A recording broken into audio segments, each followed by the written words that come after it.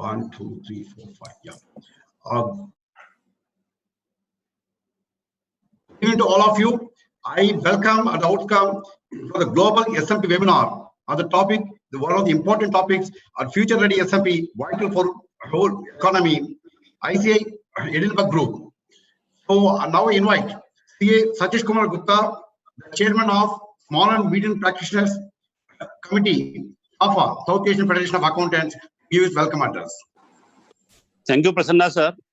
Honorable President ICAI, Sri Atul Kumar Gupta ji, Honorable Vice President ICAI, CA Niranjan Jambusaria ji, Mr. Imon Segins, Chairman Edinburgh Group, Ms. Monica Forrester, Chairperson SMP IFAC, Ms. Katie Waller, Head of Public Practice Australia, Mr. Mark Edmondson, President and CEO Inflow, Mr. Prasanna Kumar D, Vice Chairman CMP ICI, and my dear brothers and sisters in profession. A very warm, good and happy evening to all. Happy International SMP Day. And since we are very near to our CA Day in India, happy CA Day to all. Friends, I, CA Satish Gupta, Chairman Committee for Membership in Practice ICI and Chairman SMP Committee of ICI SAFA, and it is my privilege and pleasure on behalf of my own self and on behalf of my council colleagues and on behalf of Committee for Members in Practice and on behalf of International Affairs Committee and on behalf of all the members in practice at India to welcome you all in this global webinar. We are delighted to have you all dignitaries on the dais and of the dais on this International SMP Day. ICI is always committed to regulate and serve the profession and fraternity. International SMP Day 27 June is celebrated being the International SME Day as declared by United Nations to recognize the contribution of SMEs in the world. Since there is a touchy relationship in between SMEs and SMPs, we are celebrating the SMP Day on 27 June. We are honored to have Monica Forrester, Chairman SMP Committee IFAC, Mr. Imon Segins, Chair of Edinburgh Group, Ms. Katie Waller, Head of Public Practice CPA Australia, Mr. Mark Edmondson, President and CEO Inflow, along with our dynamic leaders, CA Atul Kumar Gupta, President ICI, and CA Niranjan Jambusaria, Vice President ICI, with us to evening. Ms. Monica, Mr. Imon, Ms. Katie, and Mr. Mark are serving the profession since long. And we know all about our own leaders, CA Atul Kumar Gupta ji and Niranjan Jambusaria ji. They are serving from front, they are leading from front and doing the best possible for the profession and fraternity. Friends, theme of the global webinar, Future Ready SMP, vital for global economy, is well thought and give us an insight what is going to happen.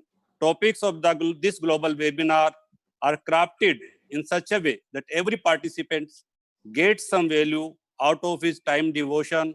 So friends, welcome you once again. I welcome all the dignitaries and I thank you them because to be being here because their timeline is also different and they are contributing a lot for the profession. So friends, welcome you once again. Swagatam. Now my brother Prasanna Kumar D will carry proceedings. Over to CA Prasanna Kumar D. Thank you, C. Satish Gupta ji, for a welcome address. Now we'll have the pleasure of hearing to CA Niranjan Jambusaria, the Honorable Vice President of ICI, on the topic, team address and introductory remarks.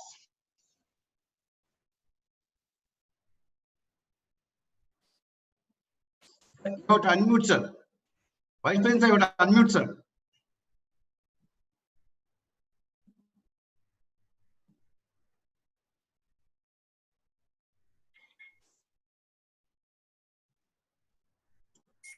Sir, you have Vice President, you have to unmute, sir.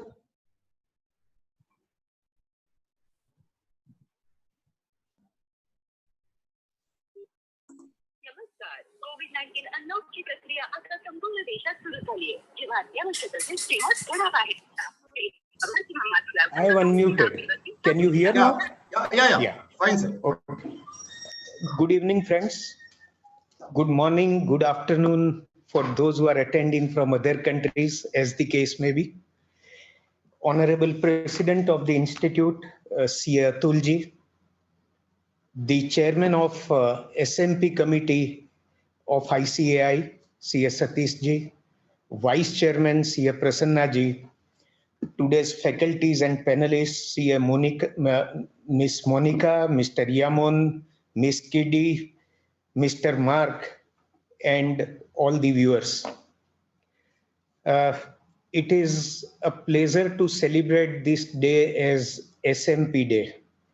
As very rightly mentioned, UN has marked 27 June for SMEs, and SMPs are very much part and parcel of SMEs.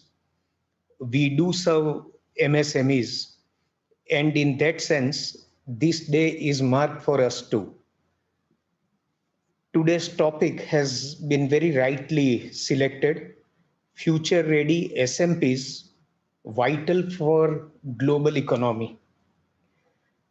We have been making efforts to support SMPs, enhance their value, and plan for them from the institute angle. SMPs are preparing to be future ready, but I think after COVID, probably we need to reset or restructure our efforts.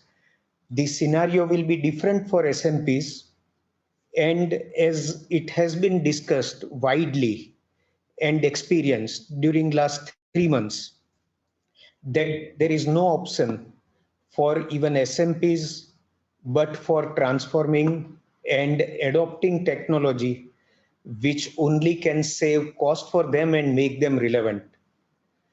Our institute is also making a lot of efforts by organizing a number of training programs for SMPs, and we are trying to bring them at par with bigger firms which are already on technology platform. SMPs will have to learn to perform virtually, to perform from anywhere, and that can only be the way of working in future. It will become the normal of the future. We were preparing SMPs for working virtually. However, these efforts were not very focused and fast, but COVID made us realize, and this event has made even SMPs realize that it is absolutely necessary for them to be on technology platform very fast. Apart from adopting technology, I think there are a number of other steps which would make SMPs future ready. Common trainings, sharing training platforms and saving some cost, networking, associations and alliances. Even the Indian Institute is making efforts to make networking guidelines very easy for SMPs to adopt. There are many other efforts which at international level IFAC is also doing.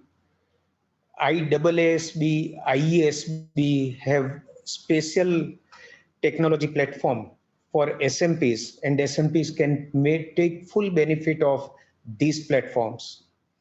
To make them future ready, to make them relevant, I think reduction in their cost of operating will be one major step that they will have to take and prepare themselves to find ways to reduce cost and render service at reduced cost to start with. Post-COVID, many organizations may not be able to afford very heavy cost, and SMPs have to prepare themselves. Even the manner in which they are charging clients will have to be substantially changed. Instead of charging on hourly basis, they will have to find other ways of charging on some different basis. IFAC has entire paper prepared for SMPs, which can be helpful not only to some countries, but every country of the world. It is an excellent document that has been prepared, and fortunately we have Monica to present that again for the benefit of viewers.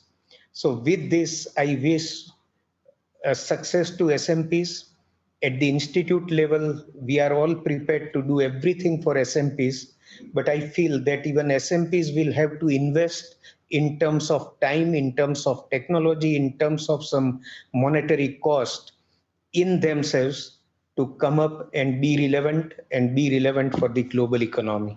Thank you. Back to you, Prasannaji. Thank you, sir, for an excellent introductory remarks and introduce the theme of today's webinar to the entire viewers.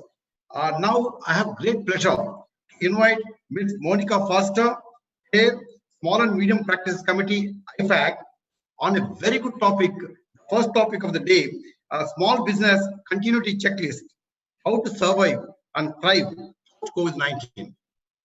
Thank you, madam. Thank you very much. First of all, I'd like to thank for the opportunity to speak to all of you. And this time, I'm just accessing the screen right here. Let's see. Share. Let me just reduce.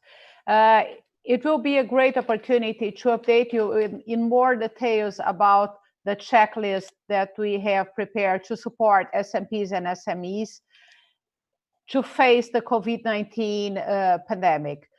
So what I will be speaking about will be about this checklist, and I'll make a brief reference also on the other material that I spoke in more details in May to you to really support and make sure that all our SMPs and SMEs are properly covered and prepared to face all the challenges that are happening right now.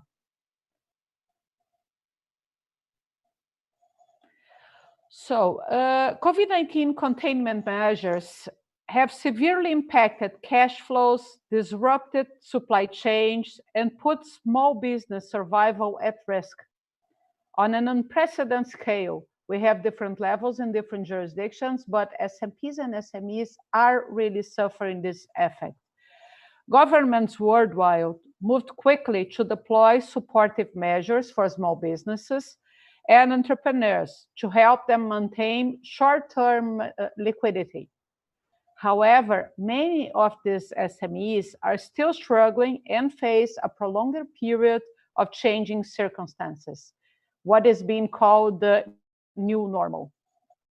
As part of IFAC's support for the Micro, Small, and Medium-Sized Enterprises Day, we have developed a dedicated social media campaign highlighting the importance of small businesses and emphasizing the role of professional accountants and SMPs as trusted advisors, providing assistance and sound advice. Research indicates that business advice provided to small businesses from their professional accountants is associated with improved rates of survival, growth, improved decision-making procedure, and superior financial performance. And exactly focusing on the specific need of challenges that are being faced by SMEs and SMPs due to the COVID-19 pandemic, in May, IFAC published a small business continuity checklist, how to survive and thrive post-COVID-19. This is a short document. It has 8 pages, and it's a diagnostic interactive tool and focuses on 2 main areas: financial management tasks and strategic management tasks. Poor financial management is a leading reason why businesses fail. So this checklist helps businesses to proactively identify and consider essential and timely information. It will help small businesses navigate today's crisis and plan for tomorrow's new normal. So at the same time, we are focusing on survival, but also on getting prepared to the new changes, to what gets out of control, to what is happening in the future that already came. It is not intended to be an exhaustive checklist of requirements, but rather a tool to help identify priority actions for immediate attention. This checklist is interactive, so individuals can insert comments in response to activities and actions to consider. I mentioned that there are two parts in this checklist, the financial management tasks and the strategic management tasks. On financial management tasks, accurate and timely financial information is critical for SMEs. The checklist includes key financial management tasks that should be considered to understand how the business is performing and identify focus areas for immediate action. For example, we can bring some of the topics that are included in the checklist. Preparing and reviewing 3, 6, and 12-month cash flow forecast using best, worst, and expected cases scenarios. It is important to investigate how long the business can continue before future cash flows go negative, and regularly update and monitor ongoing cash positions. Future shortages can be addressed, for instance, reducing expenses such as travel and marketing. Many governments have taken measures to support small businesses, but the volume and complexity of information can be overwhelming. SMPs are ideally placed to explore what grants or loans are available and also to provide advice on the eligibility requirements for SMEs. A useful exercise is to review the balance sheet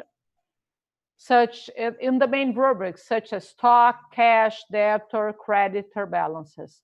Steps may need to be taken to follow up customers with large outstanding amounts or credit checks, and limits may need to be introduced for new and existing customers. Alternative suppliers of critical items may also need to be explored. It is helpful to review all the business's financial commitments, including bank loans and leases.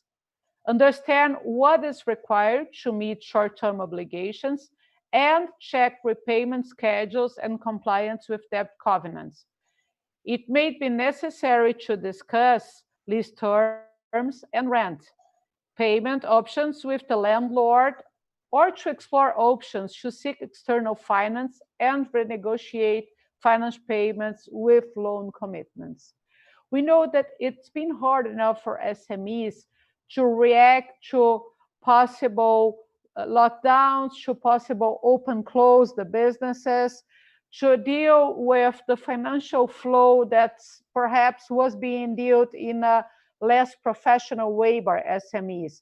So now is the opportunity for SMPs to be the active voice and the active participant to really support SMEs on this challenging, even because right now the control doesn't exist in relation to knowing the flow of money and in relation to what might be done and what might be operated by the SMEs. The second area of the checklist refers to strategic management tasks. It is important to review the business strategy, plan, and operational procedures, especially if there have been significant changes. A key priority is, of course, ensuring the health and safety of staff. Depending on where the region is in relation to the COVID-19 pandemic, this may initially have involved providing IT equipment to staff to work at home, or providing the personal protective equipment to them to continue at work. It is critical that the business leadership provides clear communication to staff, including frequent messages and being transparent about future operational plans. The business should immediately develop or update business continuity plans and quantify the risk exposure. The crisis may provide new opportunities to pivot into different revenue opportunities or alternative markets. It is important to consider how to meet the different needs and demands from changes to customer behavior. Creating or increasing the online presence is vital. The pandemic has resulted in a tremendous acceleration in the adoption and use of technology, and those businesses that were already leveraging technology have been seen to have survived better during this period. Staying close to customers is also essential. How the business responds will be critical for long-term loyalty, and there is a risk of reputational damage if the business owners make poor decisions. So using technology, we do have opportunity to keep a closer contact with our SME clients and really support them on taking the best decisions. And one important aspect is that this checklist is very useful, not only for our SME clients, but also for our SMPs. So we can also do this exercise inside our firms to identify potential challenges and to identify the key zones. We do know that resources might be reduced. We won't have resources available for everything that would need to be done. So we can proceed to this exercise of the checklist also inside our SMPs. As I mentioned in the beginning, to conclude, besides what I just brought on the checklist, which is a very practical tool, I'll also make a brief reference on the Practice Transformation Action Plan. I spoke about it in details when I had the opportunity to participate of another webinar in May that I presented to you, but perhaps some members haven't participated of that. And also to remember, this is a very interesting material that was developed by ICAI. And the focus of the Practice Transformation Action Plan is to focus on 4 key areas that are the most challenging areas for SMPs. So the future offers SMPs significant opportunities to grow and adapt to serve a rapidly changing world. ICAI launched this Practice Transformation Action Plan in the beginning of May. This is a short publication. It has 18 pages and captures key messages and initiatives under these 4 themes for firms to consider to evolve to be future ready. This publication is part of a dedicated web page on practice transformation, which features other relevant material to help firms, including videos and articles, PAO initiatives, and case studies and examples. So the 4 key topics include embracing change, leveraging technology, focus on talent management, and evolving the firm operating model and build advisory services. Some of the topics used to appear to be in the future, so we needed to get prepared for that. But due to all this COVID-19 pandemic, the future became today or even yesterday. So we were forced to get ready to that. And of course, everything is not ready. We still need to be prepared. And ICAI and the SMP community worldwide is working together with your institute, also with the Edinburgh Group, in order to make sure SMPs and SMEs are prepared to face not only the pandemic, but also the future. So I conclude putting here again the addresses in the sites in which you might find material from ICAI and from member organizations related also to SMPs and SMEs. Thank you very much. Ms. Monica, you made a very good beginning. The first topic really went on very well. And thank you very much for giving a very good strategic management tips in the hour of this crisis, COVID-19. And you have covered health management, wealth management, cash flow management. It's really useful to all of us. Thank you very much. And before you conclude your session, we have got one question to you. Please, 27th June is celebrated by the United Nations as Micro, Small, Medium-Sized Enterprises Day. That is MSME Day. In India, ICAI has decided to celebrate 27th June as SMP Day. Now the question is, do you think that IFAC may also consider promoting 27th June as International SMP Day. Over to Meg. Yeah, IFAC has dedicated efforts exactly to supply alternatives and special events on relation to this special day. So certainly this is something that is in the radar and is being also treated by IFAC as a very key day, a very special date for SMPs and SMEs, certainly. Thank you, ma'am. Thanks for your answer. Now, may I now invite Mr. Eoman Siggins, Edinburgh Group and CPA Ireland, to speak on the topic, the SMP of the future in a changing world.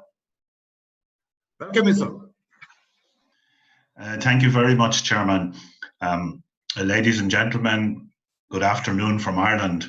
I have trusted ICAI India to present my slides as a fallback position because we're experiencing some thunder and lightning in Ireland today, and I was a little unsure of my connectivity. So I know your colleagues in ICAI India will bring that slide presentation to you very shortly.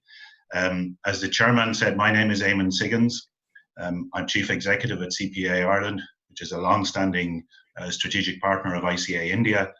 And I am also chairman of the Edinburgh Group, which is an international coalition of professional bodies. I want to thank ICAI India very sincerely for reaching out to the Edinburgh Group in terms of coordinating this particular webinar. And of course, a particular thanks to the approximately 10,000 participants who are logged on today and sharing and giving up their Saturday to share in this webinar. In 2019, which does seem like a lifetime ago, the Edinburgh Group commissioned an international research report entitled the SMP, the Small to Medium Practice of the Future in a Changing World. And it's that research report that I want to talk to you about today. And it addresses the challenges, but also the opportunities that small to medium practices face in a changing environment. And that external environment is changing through artificial intelligence, data analytics, regulation and deregulation, and the changing needs of business. The research also explores the skills, the education and the services required to continue to deliver value to small to medium enterprises. And that's effectively the purpose of an SMP, is to deliver value. Of course, in 2019, none of us had anticipated the impact of COVID-19 and the impact that that would have on the external environment in which we now face. So I do greatly appreciate that many SMPs right around the world are already living up to this conference title and are being vital to the global economy as they navigate their clients through this current crisis. I'm not sure, Chairman, if the slides have appeared yet for the audience, but I'm just going to move to a second slide. And that is just to explain to our participants what the Edinburgh Group is. And the Edinburgh Group, which was formed in the year 2000 in Edinburgh in Scotland, is a coalition of 16 international accountancy bodies from right across the world, and it represents the interests of over 900,000 accountants. The glue that holds the bodies together in the Edinburgh Group is that they share a common interest in matters affecting small to medium practices and small to medium enterprises. Thank you, ICAI India. Just go to slide 2, please. It's great to see that 3 of our member bodies, ICAI India, CPA Australia, and CPA Ireland, are participating today. And we also work very closely with the IFAC SMP committee, complementing the excellent work of Monica and her colleagues. And I really commend those 2 publications that Monica spoke about. They have indeed proven very valuable to CPA Ireland SMPs. And we also work with leaders in the space of audit and accounting software, such as Inflow. The Edinburgh Group produces research, policy papers. We influence other stakeholders in the profession, particularly standard setters in the interests of small to medium enterprises. And we collaborate amongst ourselves and we share resources just as we are doing today. So if you can move on to the next slide, please. And I just want to look at how this research was conducted.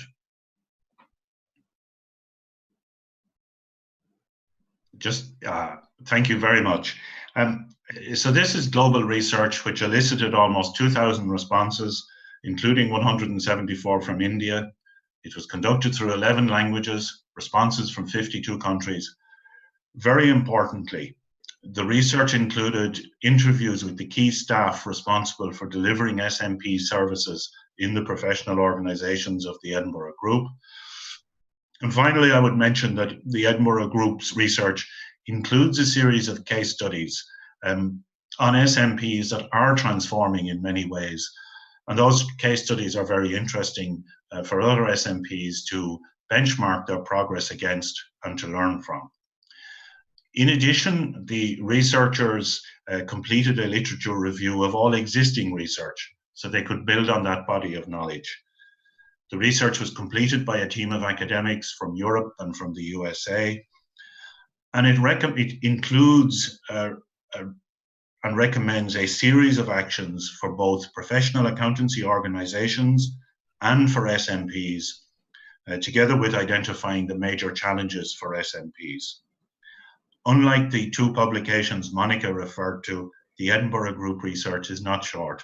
It does run to 80 pages, and it's available on the Edinburgh Group website, and I will leave a web link to it on my final slide. I would encourage SMPs, now while we all perhaps have a little more time to reflect, you should read the research report and reflect on your own future and benchmark your own SMP against the challenges facing other SMPs right around the world. If you can move to the next slide, please. I will turn first to professional accountancy organizations. And the research report outlines 8 recommendations for professional accountancy organizations in terms of supporting SMPs prepare for their future in a world of change and uncertainty. And I'm going to leave you to scan those 8 recommendations on the slide. And by way of context, I will comment on 3 of those recommendations. And the first of which is national challenges and national opportunities. And I'm very conscious that each nation faces different challenges. And by way of example, Brexit is the most significant challenge in this domain at the moment. And if you can just imagine accountants, auditors, the businesses they support have for the past 50 years operated in an environment of common standards, free movement of goods and services, free movement of people, no tariffs, minimum customs and border checks, all of which are now likely to change, and to change dramatically if the European Union and the UK do not agree on an exit deal and transition arrangements following on from that deal. And this leads into the role of professional bodies in terms of advocacy, and the CPA Ireland, for its part, has consistently called on politicians to agree on a deal, both in the interests of business and in the interests of society.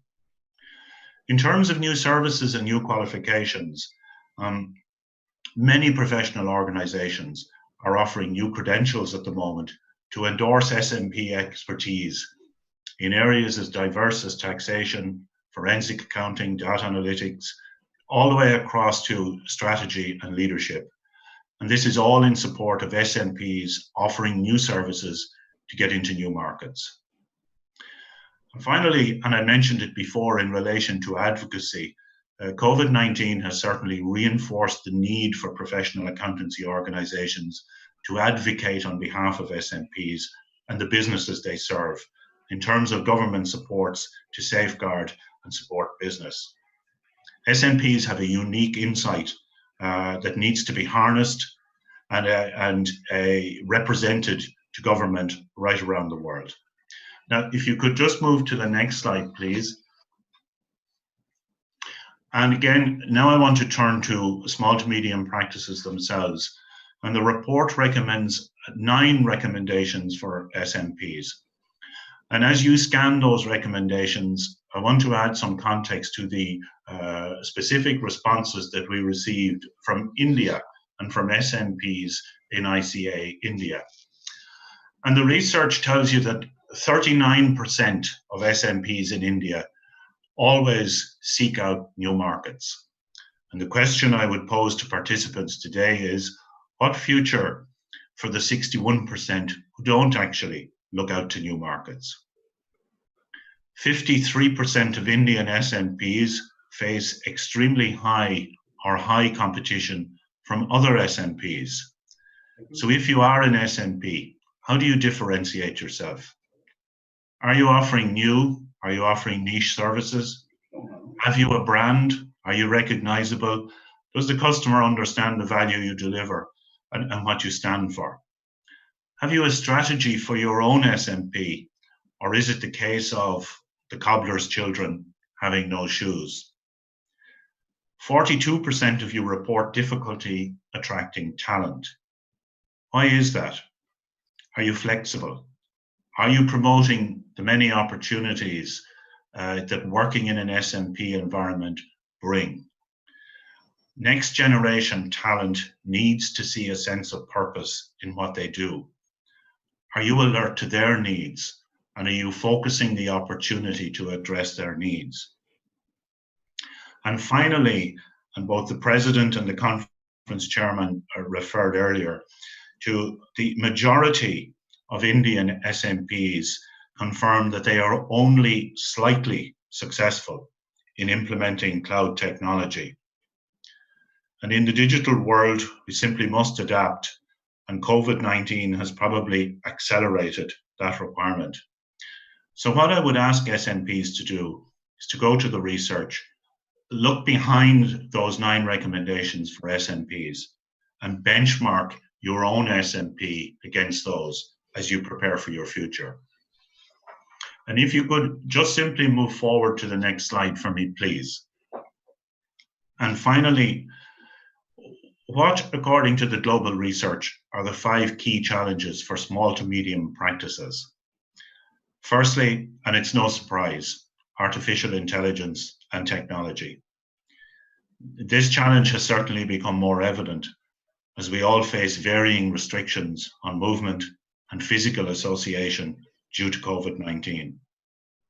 What I would ask SMPs to reflect on is, how would you operate if you could never visit a client premises again? In terms of developing new services to meet the needs of business, business is changing. Is your SMP changing? Are you actually exploring or developing new services? And are you upskilling or are you recruiting talent to provide those services? And when we talk about talent and attracting talent to SMPs, look in the mirror and ask yourself, how attractive are you as an employer? Are you promoting the benefits of training in and working in an SMP environment? And are you working hard enough to sell those benefits to the next generation of talent? In terms of networking and sharing resources, SMPs simply cannot be expert in everything. You need to network, you need to collaborate to provide a comprehensive service to your clients. If you cannot provide that comprehensive service, clients will vote with their feet and move elsewhere. So networking and sharing of resources is vital to SMP sustainability. In terms of developing new markets, are you looking after your own practice in the same manner as you advise your clients? With new services and new talent, you can source new markets to sustain your practice.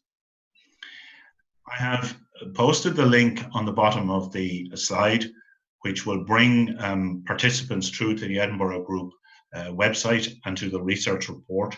It runs to 80 pages. I want to thank you all for giving up your most valuable resource today, which is time, to participate in this webinar. And I presume that this pandemic has, just like in Ireland, given us all some more time and some more opportunity to reflect.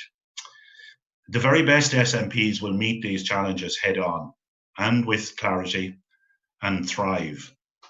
Those who ignore the challenges may fail to reach their potential. I'm happy, moderator, to hand back to you at this stage in case you have any questions. And thank you again to all the participants. Mr. Higgins, thank you very much. As you know, the Edinburgh group is very close to the heart of our president, Atul Gupta. It is always a pleasure to hear you again and again. Thanks for very lucidly presenting your paper and sharing the outcome of the results, the research paper also, and lucidly presenting on the opportunities and challenges for the SMPs. Very nice presentation. In fact, we have a couple of questions for you. One is, what do SMPs need most and their professional accountancy bodies in these challenging times? Well, and can I just respond first of all by saying that your president, Atul Gupta, is also well known to CPA Ireland and has led a study group of chartered accountants from ICAI-India to CPA Ireland. So I very much respect him in the profession. In terms of what professional bodies can do most for their SMPs in these challenging times, I think all professional bodies are probably operating off of a matrix of what is most urgent and most important in terms of the pandemic. And I think the first thing was, for most, the information support for key auditing and key financial reporting challenges, such as going concern, impairments, verification of assets, and all of those issues. And almost all PAOs have established COVID-19 resources at this stage to deal with that. Secondly, I think advocacy has been crucial in terms of working with governments to deliver supports to employers and employees alike. And so I think in tandem, both of those issues featured very highly on the urgency importance matrix. But I think crucially, what has happened here, as we all have moved to some degree of impairment of our movement and of our capacity to interact, this has happened almost overnight. And SMPs in particular have found themselves in a very unequal circumstance. Those who have been able to operate virtually have continued to operate virtually and deliver value. And those who have not been able to operate virtually have struggled. So I think the most important thing that we as professional accountancy organizations can do for our SMPs is to help them to transition to digital operations in a world where travel and contact may be altered forever. And I think that's the most important thing, Chairman. Yeah. The related question, do you think a regional global organization such as Edinburgh Group can play an important role in synergizing the efforts of POOs, the capacity building of SMPs? Well, of course, my only answer can be yes. I mean, as chairman of the Edinburgh Group, I can't say no and undermine its value.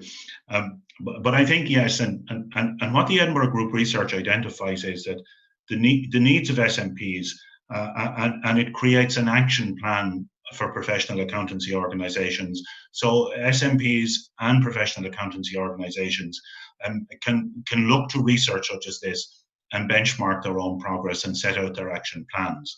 And we're also seeing, in terms of collaboration and synergizing, CPA Australia is very generously sharing its research for other PAOs to learn from, and for SMPs who are on this program today to learn from.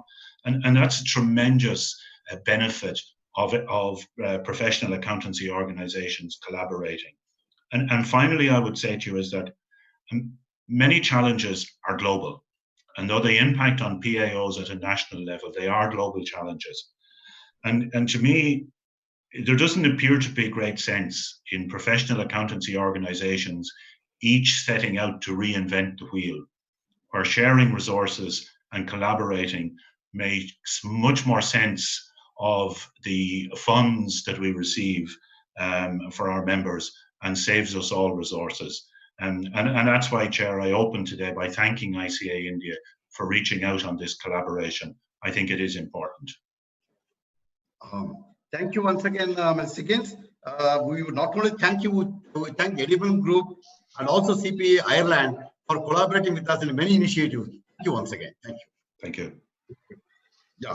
Now the time for me to invite Ms. Katie Baller, of Public Practice, CP Australia, to speak on a very important topic of the day, my firm, my future. Madam, over to you. Thank you, and I really appreciate the opportunity to be here today as well. It's a great opportunity, as Eamon said, to be able to share initiatives and information. And I think one of the key things I've just taken out of your presentation, Eamon, is that regardless of, as you said, the challenges that we face at a country level, there are so many things that are actually affecting all SMPs, regardless of where they are.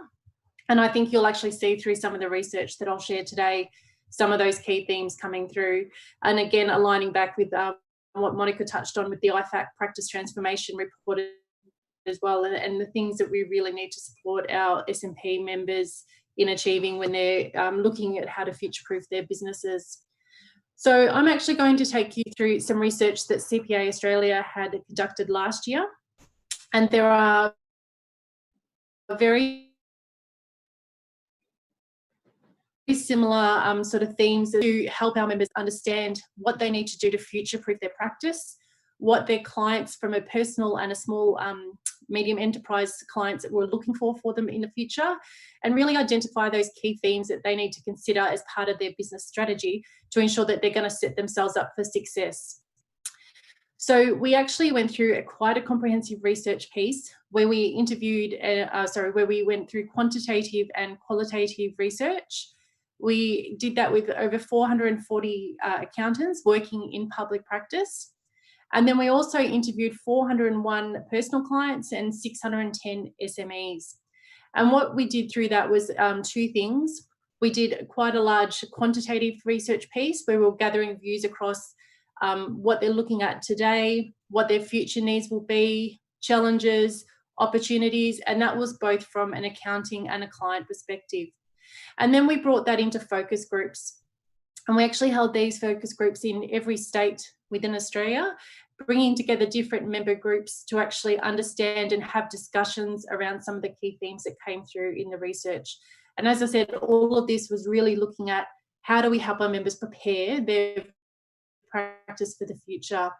As has already been raised in the first two presentations, COVID-19 has certainly provided its own challenges in a very short period of time.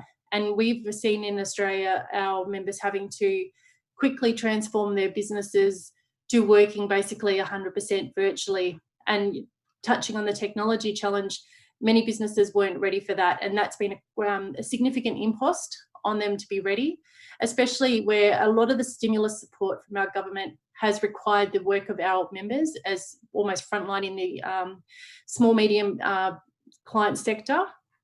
And it actually, basically, the feedback we're having is that our members have never worked so hard in their life. They're working 6-7 days a week, 14-hour days, just to try and support their clients through this. And so that's been a real challenge in this interim phase as we're working through the impact of COVID-19. And the other challenge that we have in Australia is that the impact is really varying depending on the state that you live in. So where I am in Victoria, we have still significant restrictions and isolation, and we are seeing double-digit sort of cases every day, which is small, but we are a small state.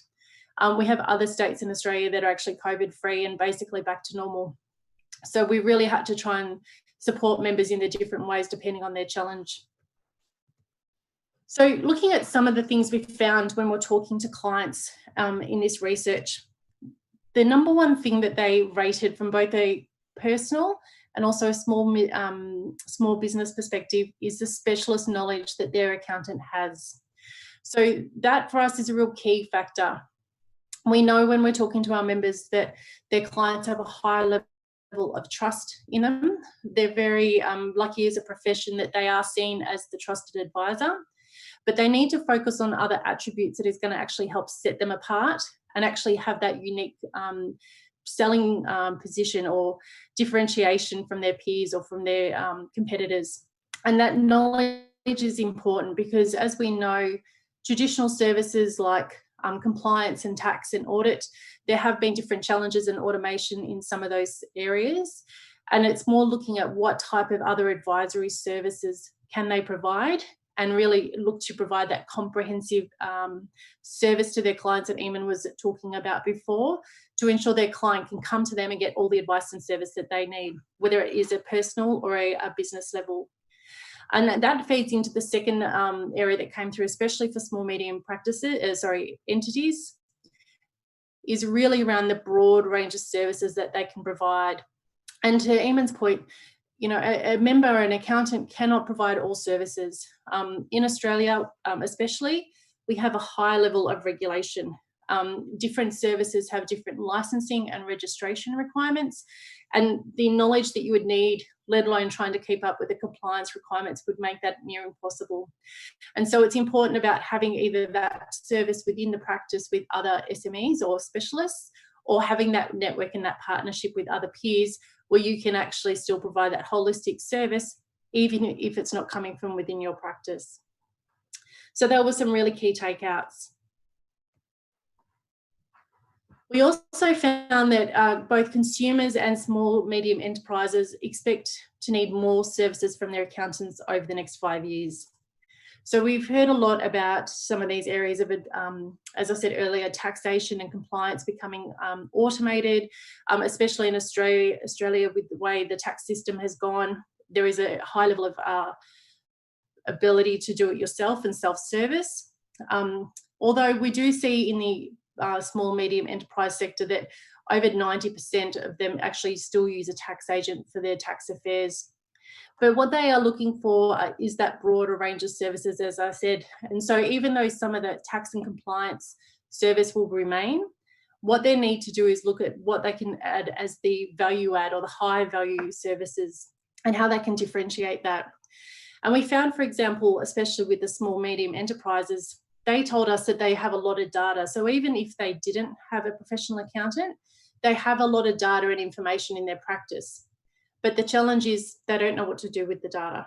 They don't know what it means, and they don't know how to use that to improve their business and their efficiency.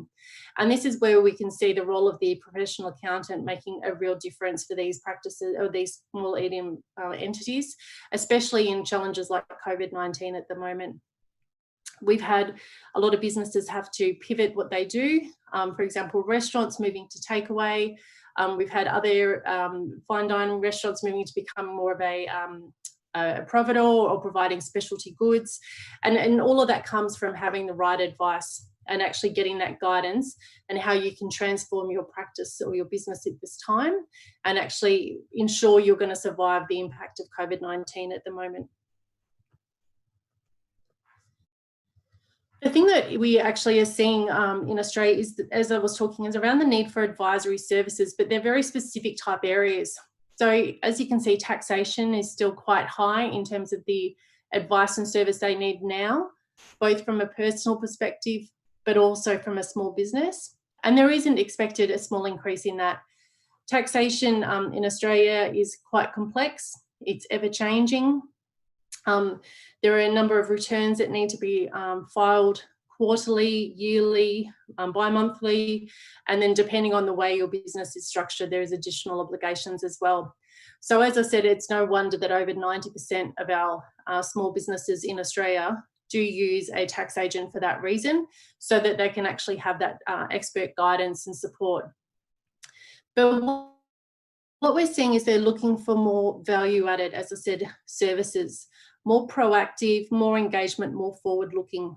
And that is for in small business, around business advisory, for example, taking that information that they have, looking at the insights and how they can actually use that to improve their business efficiency and the growth of their business. From a personal perspective, what we're also seeing though is the demand for what we call financial planning advice and services. So wealth creation and risk protection, really looking to see how they can actually set themselves up for financial security, looking at how to protect themselves from an insurance perspective, not only personally, but also for their assets, and looking at how they can also do things like self-fund their retirement. So in Australia, we have compulsory superannuation, and that means part of your salary is automatically put into an account that you cannot touch until you're 65 or meet other conditions of release. And what they were looking to do is maximise that superannuation. So when they get to their retirement, they're actually ready in a position to self-fund and have the lifestyle and the comforts that they would like to plan for. It's a bit of a challenge, as I was saying earlier, because all of the services that you can see listed there have different licensing requirements and different registration requirements.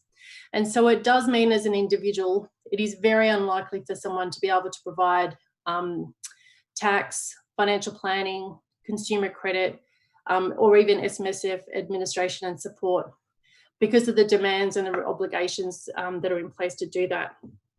However, what we do see, as I said, is people coming in and bringing experts within their practices and having different specialists, or teaming up and having partnerships or referral arrangements. So it's quite common in Australia for a practice who might be providing, say, SMSF administration, taxation, compliance, and even business advisory services to refer to another practice that specialises in financial planning or consumer credit. And consumer credit is basically personal lending here in Australia. And so that's what we're seeing some of our members do. It's actually starting to change these practice engagements and how they're actually working with their peers. Again, a theme that was coming through earlier about the wanting more and around data. Data is becoming a real key here in Australia as well. And there's a lot more focus on the technology and the support that you need within a practice to make that happen. And we're even seeing, for example, some practices bring in data scientists and really being able to pull that data out and using that as a way of trying to differentiate their practice offer to those of their peers. And this goes to the point I was making earlier, that it really is about helping and transitioning our members and their businesses to become proactive advisory firms, really looking forward for both the personal and a small business perspective, and helping them use the information that they would traditionally have through their compliance activities to actually leverage that and look forward and have that point of differentiation. And you can see that's reflected in two of the quotes here that we've had from our members that are really looking at doing that. We spoke about in the previous presentation as well about the services mix and how that's looking to evolve over time. And it's really came through in our research that the client expectations, as we saw in that first slide, is that they are looking for more of those value-added services. And so one of the things that was a bit of a concern was how is your practice going to remain relevant if you're not evolving to meet your practice or your client needs? And Eamon touched on that in the last slide. If you're not reacting and changing to the environment around you, how is your business going to be sustainable? And we have exactly the same challenge here in Australia.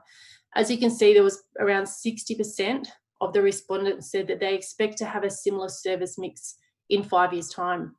The challenge being, we know from the research we did with the clients and the small businesses that their client expectations are different and they have evolved.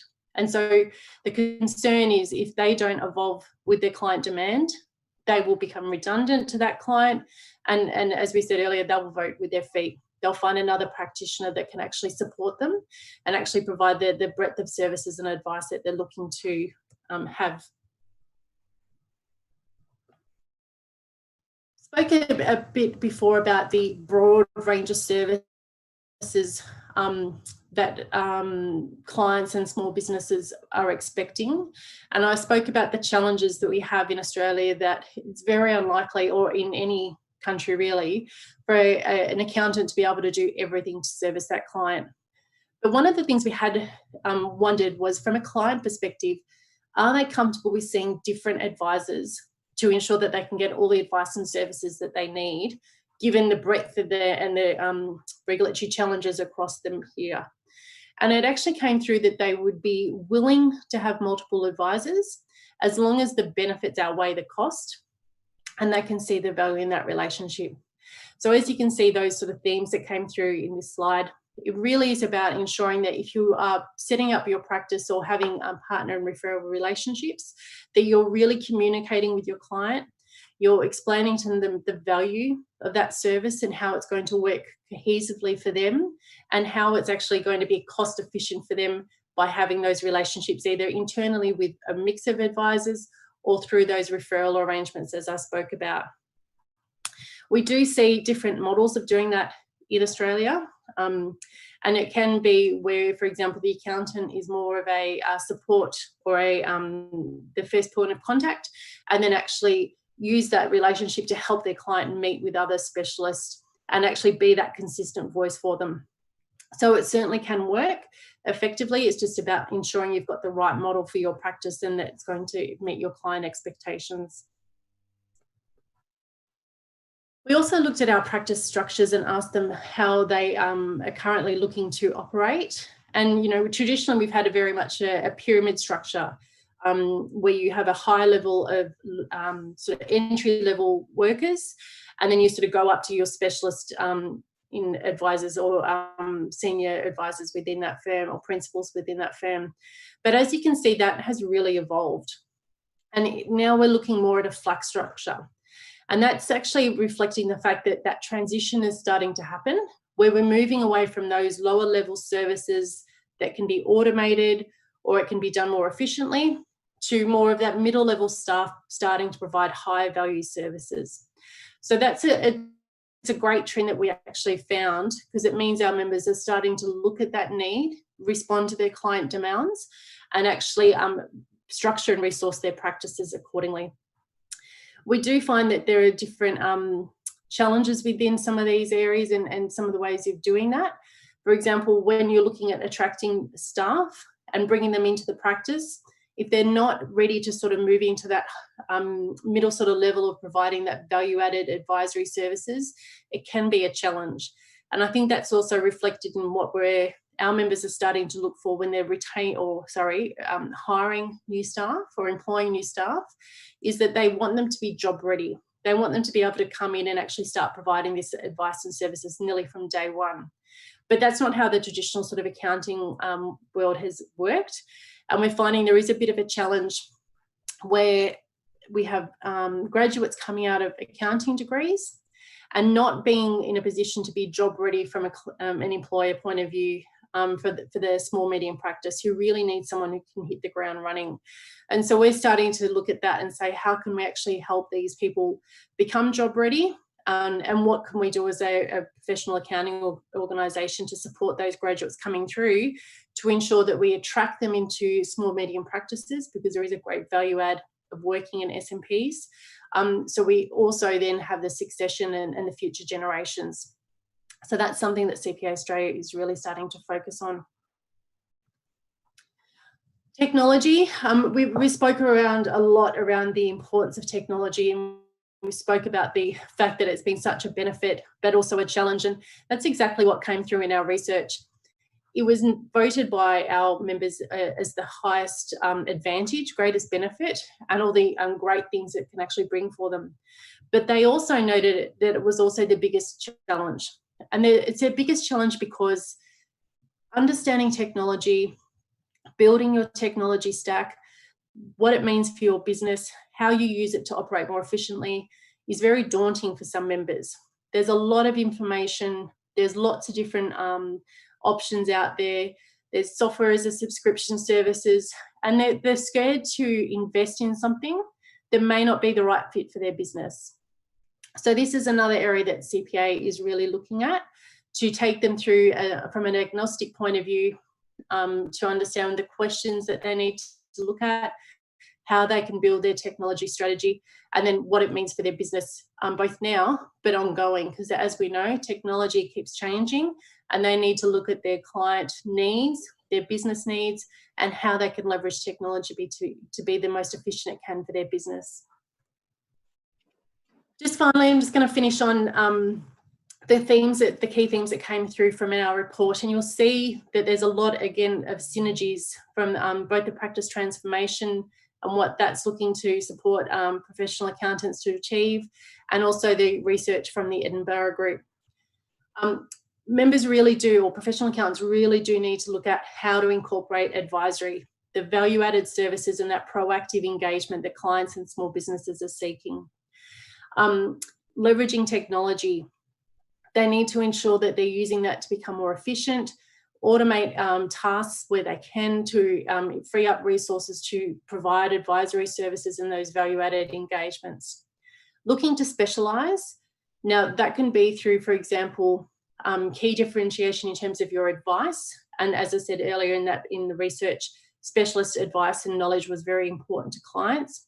But it could also be about looking to specialise in the clients they service. So it could be a sector. And we have members, for example, who specialise in servicing the legal profession or the medical profession. And they know everything about that sort of area and what a business should be doing. So when they're providing advice to that small business client, they can help them understand where they are, benchmark them, and give them some advice to really differentiate them. And finally, doing better business. So there are so many things you have to do within a practice that just cannot change. They have to be there. But how can you ensure you're doing them the most efficiently and to the best of your ability so that your business is actually leveraging that to provide better advice and services to their clients? Just finishing on the link to our research, it's not quite 80 pages, but it is about 40, 50 pages. We do have some small case studies in there as well, but I think there would be a really great read for you. I'd really encourage you to have a look at it, because even though it was looking at the future of public practice in Australia, it really does have some common information and takeouts that I think every member or every professional accountant could actually learn and take something from for their business. And with that, that's it. Thank you. Okay.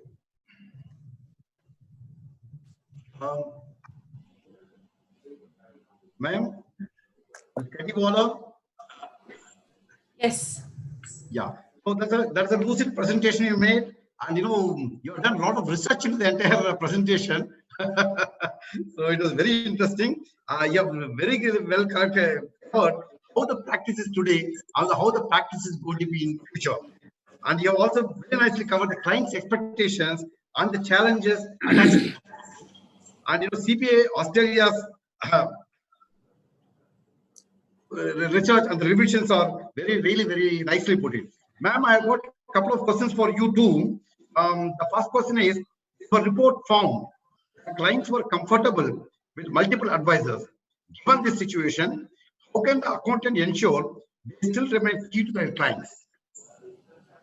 Yeah, great question. So as I said before, accountants are very lucky to have the role of a trusted advisor. And one of the ways that we're seeing that now is being, like I said, more of a conduit to other advisory services. So they maintain that relationship with their client. They're the first point of contact, but they help them with their engagements with financial planners, consumer credit advisors, or other specialists, and really help their client through that process. And that's one way we're seeing that engagement work really well. Good.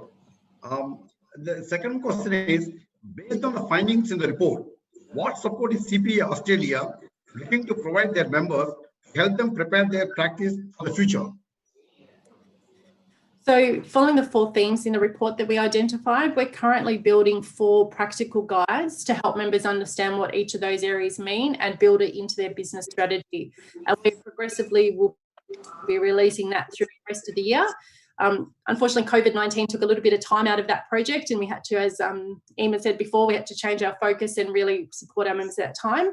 So we are building guides, and we're also building e-learning modules. So modules that actually support that learning, so they can go in and work through a particular area like building a brand or leveraging technology, and then use that for their business strategy.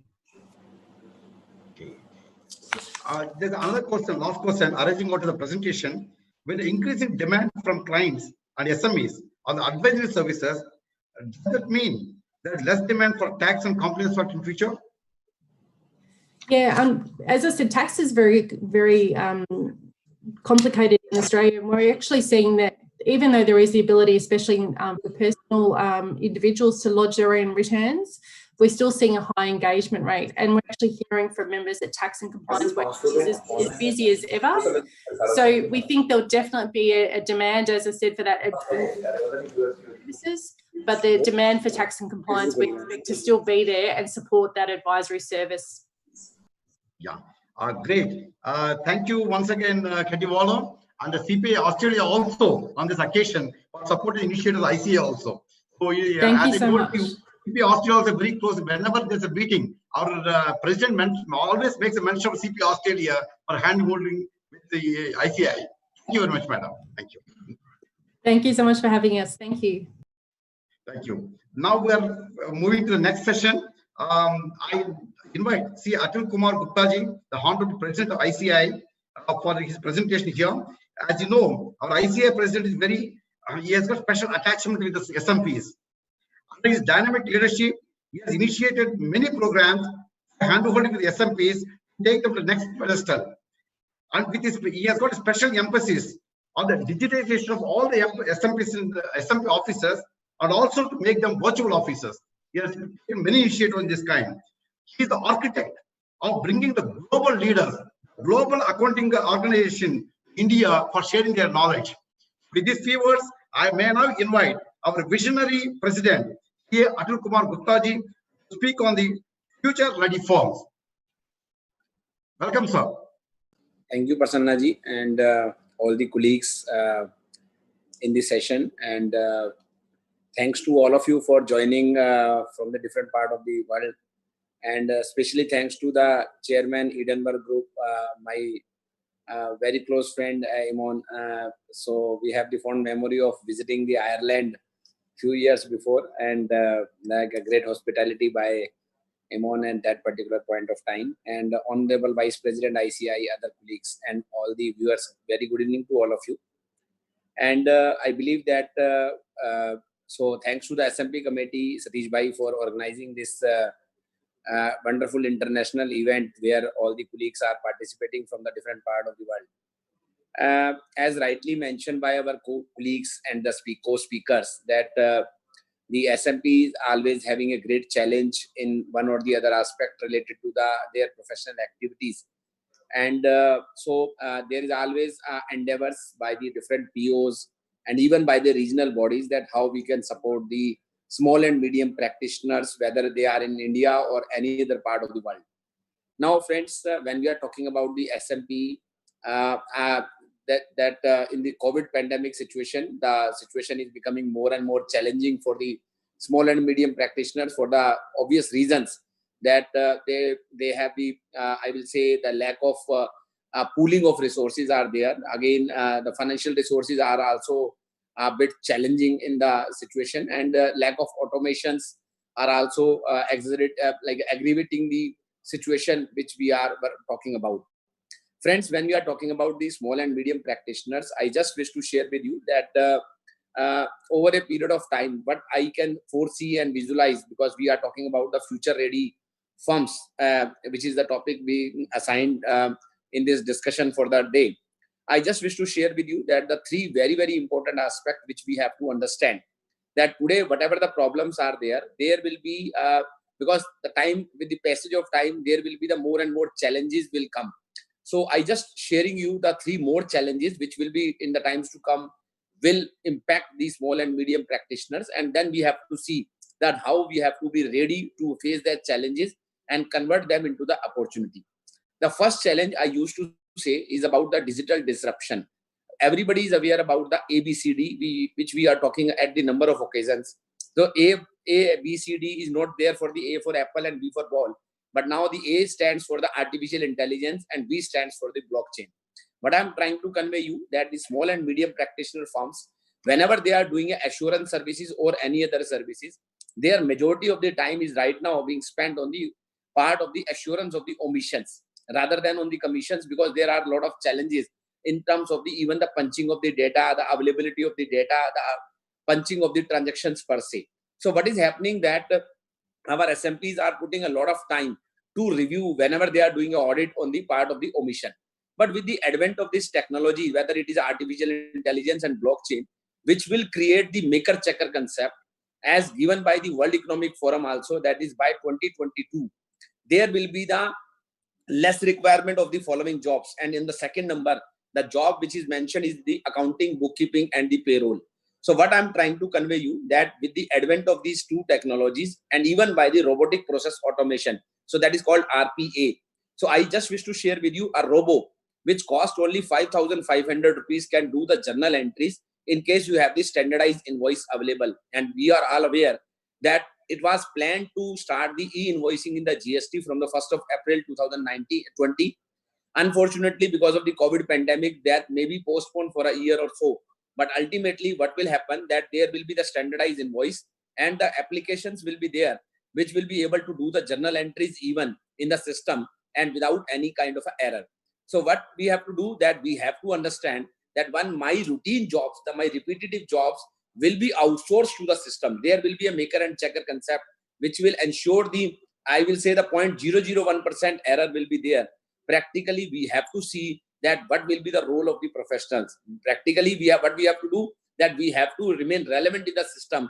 We have to more focus on the C&D, that is the cyber security and data analytics in our assurance services in such a way that we can expand the assurance on the commission part. Number two, the challenge which will be there in the times to come, that because our professions evolve around the economic activities, and whenever you will speak to an entrepreneur, he will always look for the more and more surplus by doing the innovative way of adopting the innovative technology. I will say the innovative steps that somebody will be taking to increase the productivity and so and so on. So that's why I used to say that in the past, when we qualified this examination, it was the 99.5% the tangible asset in the financial statement, as compared to the situation is altogether different today. Right now, we have even the 90% the intangibles in terms of the valuation, in terms of the goodwill in the financial statement. And that is something we need to understand, that in case we have to do the assurance or we have to do the consultancy services for these type of innovative situation, then we have to reskill ourselves. So that is the important challenge which will be there before the SMPs, that how we are upgrading our skills, how we are reskilling ourselves to face these kind of challenges. The third point, which will be very, very important, is about the internationalization of the various laws. Just to share with you the delimitation of jurisdiction I'm talking about. In the old days, when the jurisdictions were localized, meaning thereby the law which is there in the Ireland is not applicable in India or in the Australia. But now what is happening, that today we are living in an era when all the laws of the different countries are practically aligned with each other. Today, in India, the GST is applicable, which is equivalent to the 164 countries. Today, every economy has adopted the IFRS in one or the other way. International taxation, valuations, and then insolvency. All these topics are there, even including the risk management, which not only brings the international competition, the challenges before the SMP, but also in case we are well geared up, it can become the opportunities for them. So now, coupled with the, I will say, the present situation of the corona pandemic, that the inherent weakness of the small and medium practitioners, because they are practically working either as a proprietor or a partner, and then the future challenges. What we have to do, it is very, very important to discuss, and this is the right time, when on the SMP day, when on this 27th of June, when we have the International MSME Day, we should be discussing all this so that our firms are ready for the future. Now, I am giving you the 8 sutras, 8 mantras, that how we can develop our practices comparatively much stronger in the times to come, how we can become a future-ready firms. The first one, which is very, very important, that each firm has to invest on the team. So the first mantra is that we need to understand that more we will invest on the team, whether it is my partner or it is my employee. I have to invest on my team, because the more the stronger team will be there, more the productivity and the delivery of my SMP will be there. So it is the role of the POs as well, the professional accounting body, like for example, the ICAI role is there, that how we are providing that kind of I will say, the facilitation of building the capacity of the partner or the team. But one thing is very, very important, that every firm has to see that at least the 5% of my time will be there only and only for the capacity building. You may organize the weekly programs. Every Friday, every Saturday, we are sitting, we are discussing, we have a quality circle kind of a situation, and we are exploring that what all there are in the system. What are the new amendments are there? What are the various challenges are there? We are sitting together and upgrading our skills. So that is the one important aspect we need to understand. The second one, that you have to see that the time has come when you have these laws, like for example, the GST is applicable across the country. In earlier days, when you have the VAT registration in one state, you have to take the another state is having the different type of a registration and the different type of requirements were there. So we were practically, rather than a national form, we were having the state forms. But now with the advent of the GST, which is applicable universally in all these states, while sitting at one place, you can render the services for all these states which are falling under that particular jurisdiction, meaning thereby the online facilities are also available. So what we have to do, that we need to understand the time has come when we have to create, rather than a regional, rather than only a state or a city level forms, we have to develop the national forms, which are in a position to render a particular client who is having the 20 locations, you are in a position to cater all the 20 locations of that particular SSC, so that you can take the privilege and take the, I will say, the benefit of the synergies which I am talking about. The third one is that you have to create the larger firms within the SMP. We have to see that we have to come out from the proprietorship kind of a things to the larger firms. As rightly mentioned by Honorable Vice President, that we are already working on the networking guidelines, the merger guidelines, and we have to see that rather than I'm becoming a Atul Gupta and Associates, we have to see that we are becoming ABC and Associates, so that the large number of partners, large number of other firms are getting together to make a common pool of the resources, to make the common pool of the facilities available, and then becoming a comparatively the more vibrant small and medium practitioners. The fourth one is that we have to see that how we are that digitally competent. We launched the digital competency maturity models recently. The earlier we launched the DCMM1, now we have the DCMM2.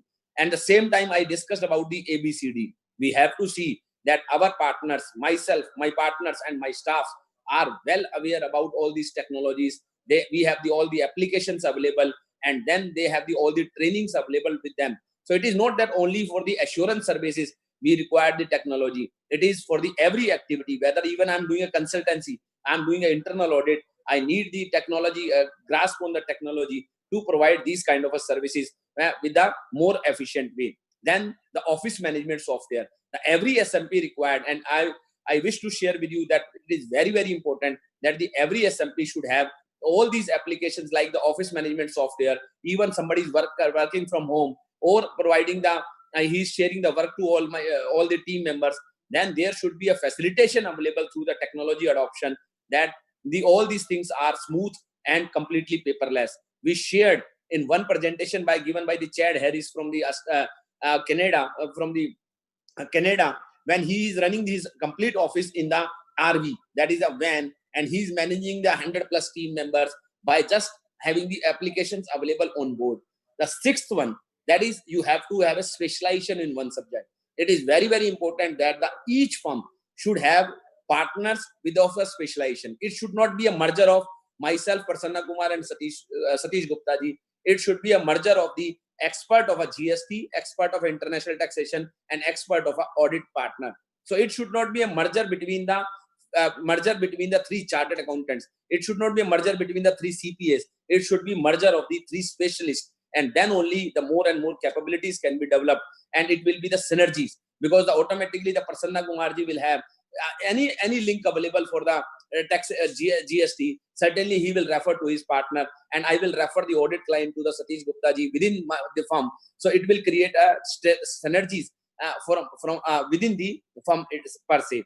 The seventh one is the allied supports from the services from the POs. So it is very, very important, as Satish ji is doing a lot of initiative along with Prasanna ji, that we have to provide the necessary support to the SMPs through the professional accounting organizations. For example, entering into the MOU with the various office management software companies, even for the digital support from vendor service providers, or even other kind of support services, that should be there. That there should be a support system available from the POs to all these SMPs. And last but not the least is about the working capital management, which is very, very important to understand, that there should be a thought process that how to manage, because the more you will open the offices, more locations you will be providing the support. It is very, very important that, and specifically in this COVID pandemic situation, that how we are managing the working capital. So these are the 8 mantras. I believe that if somebody will follow these 8 mantras, I can tell you, sir, that we can create the more vibrant, more strong the small and medium practitioners firm, and they will be the future ready firms which will be able to handle the various kind of I will say the professional assignments in much more capacity and much more effectiveness as compared to today they are doing. So this is from my side, Prasanna ji, on the future ready. If you have any questions, I can answer you the question. Yes, sir. That is a great presentation, sir. You already given a 360-degree view of the future ready firms. And we've got one question. So, sir, where we know that what are the contribution you are making in ICAI India, future ready firms. Future ready firms, as I said, is the need of the hour, and we are making a lot of efforts towards this direction. Do you think that some of the initiatives of ICAI can be shared at global level, especially smaller PAOs? Yeah, I just wish to share with you my this answer to this question. Maybe little time I will take, but I will divide this answer into the two parts. First, I will try to explain my colleagues who are listening this webcast that what all ICAI is doing, and out of that, I will be sharing you the three very important initiatives taken by the ICAI, which can be used by the international community. The first one is about that we have recently started. My colleagues, I just wish to share with you that we have recently approved in the council that to build the capacity of the small and medium practitioners firm, even we will allow them, because the solicitation is not permitted in the code of ethics by the one firm or by the another firm. But ICAI can offer a platform where we can organize the networking meet between the various firms. So recently we approved in the council that very soon, whenever there will be the system available and the physical meetings will start, we will be organizing the more and more networking meet in the various programs being organized by the ICAI, so that the one firm is sitting over there, the other firms are coming and they can participate in that kind of a networking meet to become a larger firm. Same way, we are also starting a web-based portal wherein, say for example, the Imon is coming to India and he's looking for a specialization kind of a job, that he's looking for a FEMA expert or a, I will say, the any other law expert, international taxation expert in India. So there will be a web listing available that he, along with the advanced search, that he can see that which firm is dealing into which kind of area. So rather than the individually, because he rightly mentioned about the advocacy of the small and medium practitioner. So it will be a one way that we will be creating that kind of a, I will say, the infrastructure where our firms will be able to get that kind of a lead which they are looking for. Then apart from the allied support, which I mentioned about the Satish Gupta ji is working and along with the Prasanna ji for the one or the other project, including the office management software, and we are also working on the networking guidelines, as rightly mentioned by Honorable Vice President, that we are trying to ease out the networking guidelines and the merger guidelines, so that there will be more and more larger networks available in country, more and more larger firms. I am saying larger firm within the SMP, because as per the SMP definition, barring few firms, everybody is falling into the SMP, whether you have a 10 partner or you have the 2 partners. So practically speaking, so more and more larger firms will be able to create when you have the easy guidelines for the networking and merger. I just wish to share with you that we have started various specialized courses where I talked about the specialization. So to create that kind of a specialization, you are aware that the ICAI started the number of specialized courses, may it be on the derivative, forex, wealth management, may it be on the GST, international taxation, and so on. So these courses are specially designed such a way that, okay, you will be doing a concentrated study, maybe over 100 hours on a particular topic, so that you can develop the specialization on that particular area. Same way, we are also working on the new opportunities while catering the need of the society and the nation as a large. You are aware that we have a large number of branches as well as the international networks. You are aware that we have right now the 34 overseas chapters which are working, and that is exactly a very apt model when our firms can participate in the various networking events, various programs at the international level, and can have the better. So that will offer a global jurisdiction to our small and medium practitioners if they participate in the various activities of the international chapters which the ICAI has created. So apart from that, even just to share with you, we have issued an advisory as well when this COVID pandemic was there, that what kind of a challenges will be there when they will be preparing the financial statement or they are doing the assurance services, to see whether the COVID impact has been properly captured or not. Now coming to the 3 initiatives which the ICAI has taken for the small and medium practitioners and useful for the international community. The first one is the UDIN, Because you are aware that when somebody is doing an audit, somebody is doing assurance services, a trust factor is attached with that particular financial statement. And we feel that our small and medium practitioners are doing a wonderful job, but still at times they are being, their signatures are being misused by one or the other colleagues. And that is something, there was no mechanism available across the board to see that whether this financial statement is being given, certified by a person who is a qualified and eligible to sign the same.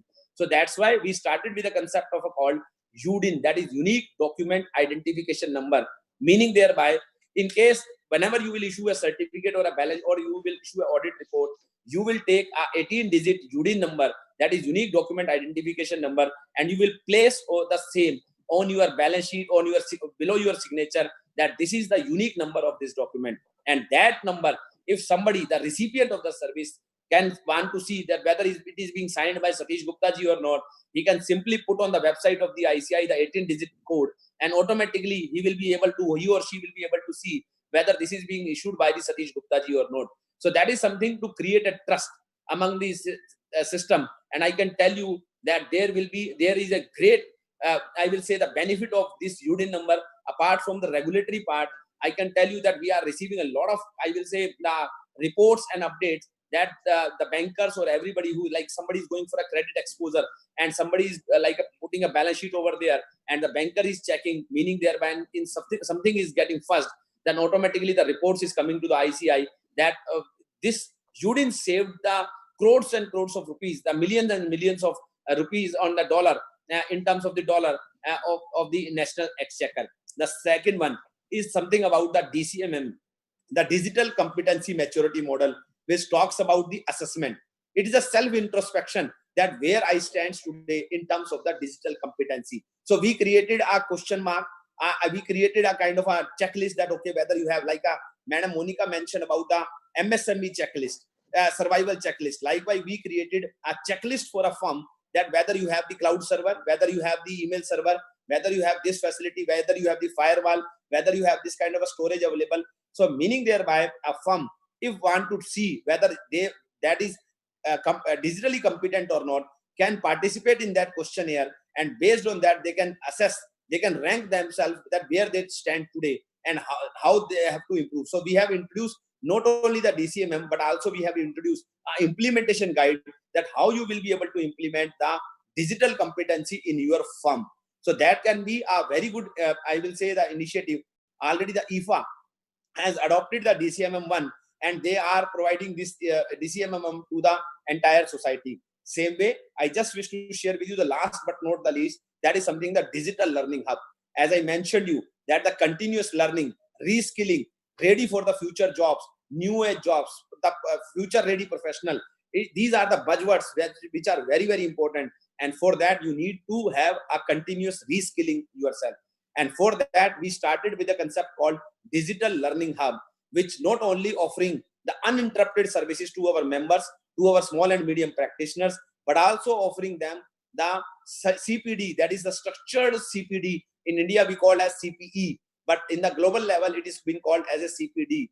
And I just wish to share with you that the Digital Learning Hub, after a particular lecture, there will be certain questions, and if you are answering the right answers, say for example, out of 5, you are giving 10 question, you are giving the answer, right answer of the 5 questions, automatically the 1 CP credit will be transferred to your this CP, I will say, the repository, and automatically the member will be able to do that particular aspect. So this is the third initiative taken by the ICAI, which can be useful for the entire global community. That, and even I just wish to share with you that the Digital Learning Hub, we are offering the Digital Learning Hub, we are offering to the entire SAFA members. Satish Gupta ji is fully aware about this fact, that to all the SAFA members and other regional bodies, we are giving this Digital Learning Hub practically at a zero cost. Same way, the DCMM is again a proprietary product of the ICAI, but is available to the entire society. And finally, the UDIN, even I presented a paper before the IFAC Council in the last November meeting at the Vancouver, where we shared that how the UDIN can be useful for the entire society, not only for the professional colleagues, but also for the entire society to have the financial probity of the particular economy.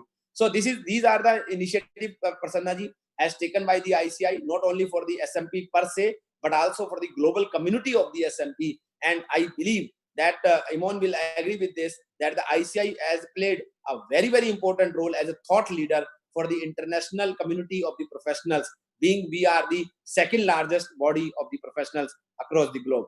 Thank you very much, Prasanna. Thank you so much, sir, for an excellent presentation. You have very nicely covered the alphabets ABCD to DCMM and a roadmap for SMPs to grow larger and become larger firms, and also networking mergers. We are aware that I want to tell others also, you are the present ready visionary, future ready folks.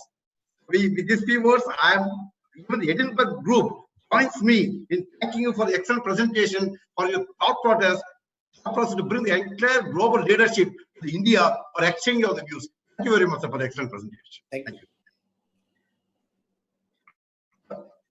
Next session is good.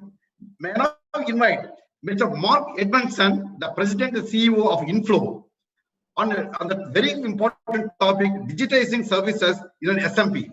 So, in India, in ICAI, under the leadership of C. Atul Gupta ji, digital transformation is taking place in a very great way, not only in ICAI and the ICAI administration, but also in all the SMP sector. Over to you, sir. Thank you, Conference Chairman, and thank you, President of the Institute of Chartered Accountants in India. Thank you very much for inviting me to be part of today's conference. It is my honor, it is my pleasure to be here with you today and spending my time with yourselves, but also with dear friends Eamon from CPA Ireland, from Monica from IPAC, and with Keddy from CPA Australia, all organizations that we are working with around the world to share knowledge and share insights, particularly at this time where we are all in the profession facing so many challenges to evolve and to digitize the way that we work. Today I'm going to change the pace of the bowling slightly in terms of everyone to date has shared some fantastic research and the things that are going on across the profession. In my session, I'd like to share with you some practical insights and some practical ideas as to how you, the SMP, can start to turn that research and those key themes into action plans and strategies in your business to evolve and become a firm that can offer digital services or offer digital services more easily, more cost efficiently to your clients. To introduce myself properly and to introduce Inflow, as I think it's relevant given all of the themes that have been shared to date on the conference, really talk to some of the challenges that we're looking to tackle head on in the way that we work. What we do as a cloud-based technology provider is we try to help SMPs digitize their services. We look to help them leverage data to be able to use data to enhance their services and to work more efficiently. We help SMPs get access to tools like AI and robotic process automation so they can more easily embed them into their existing services or create new services. And we also work with firms to increase the value of the compliance services that they deliver or the advisory services that they would like to deliver more of. So we really try and tackle head on some of the key themes that I've certainly been drawing out of the presentations from Eamon, from Keddy, from Monica, and from all of the delegates that have been speaking here today. To introduce myself though, today I'm going to be sharing more of my practical experience from working in an accounting firm and trying to evolve and transform process. I've worked in some of the biggest firms. I worked for PricewaterhouseCoopers, but I've also worked in very small SMPs as well. And I've seen both ends of the scale in terms of how you can transform your services and become more digital. And it's some of those tips and some of that experience that I'm looking to share with you today so you can benefit from that and start to incorporate those into your own practices. The theme for my presentation today is really about the journey. And I think it's very important as we start to think about where we want to get to and where we want to go as an SMP in terms of how we want to improve, how we want to become digital, to think about where we currently are. As to get to a destination, we really need to understand where we are currently and how we can navigate that journey. And I think that's very important as we start to look at some of the processes that perhaps might now be creaking or breaking under the significant and immediate shift in working practices that has happened due to COVID-19 and the other dynamics at play in the global profession. Now, what we're hearing from SMPs that we work with around the world are across these four key themes, which I don't think in any way contradict the discussion that we've had here today so far. We've firstly seen real challenges around digital service delivery. I think the firms that have previously invested in technology and embraced remote working as a concept prior to COVID-19 have been able to work very effectively in this new world. Those who perhaps were a little bit slower or had not progressed as far on their digital journey have found it very challenging, and certainly for services that might require you to be on site or were very paper-based, that is immediately a very challenging service to continue to deliver in the new environment.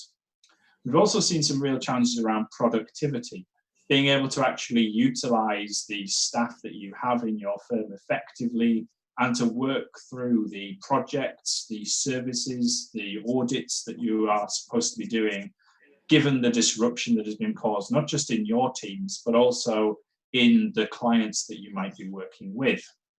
We also see challenges around quality, being able to continue to deliver the services and maintain the trust factor that might be critical to certain services like audits when we are struggling to support our junior staff or we're facing challenges in being able to work remotely to deliver that work.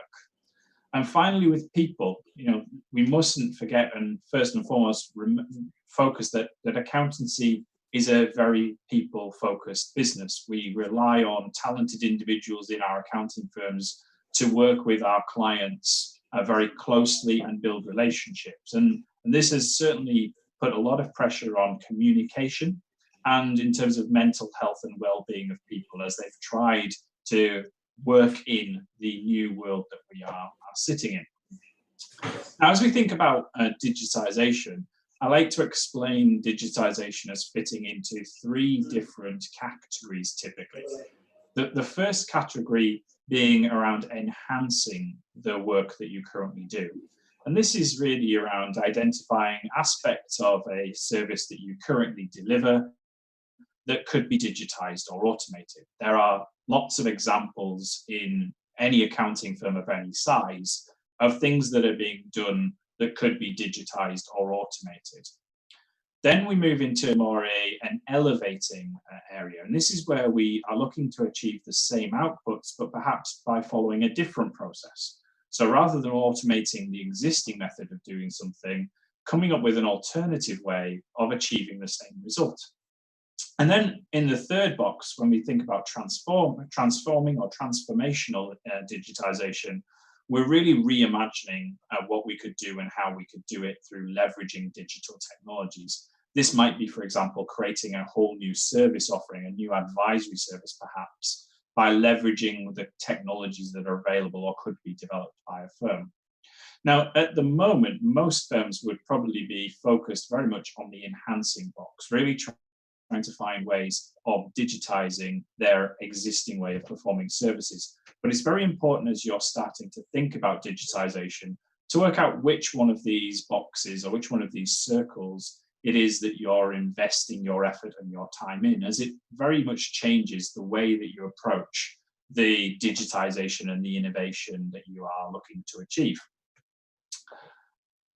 But whatever the service is or whatever the area of improvement that we're looking to make, it can be very easy and very simple to break it down into these three steps. Effectively, any service that an accounting firm is offering is reliant upon inputs, whether that be from the client or from your team, from a process that needs to be performed, and then the outputs of the process. And across the spectrum here, we can make improvements. that will have knock-on effects across the entire offering that we have.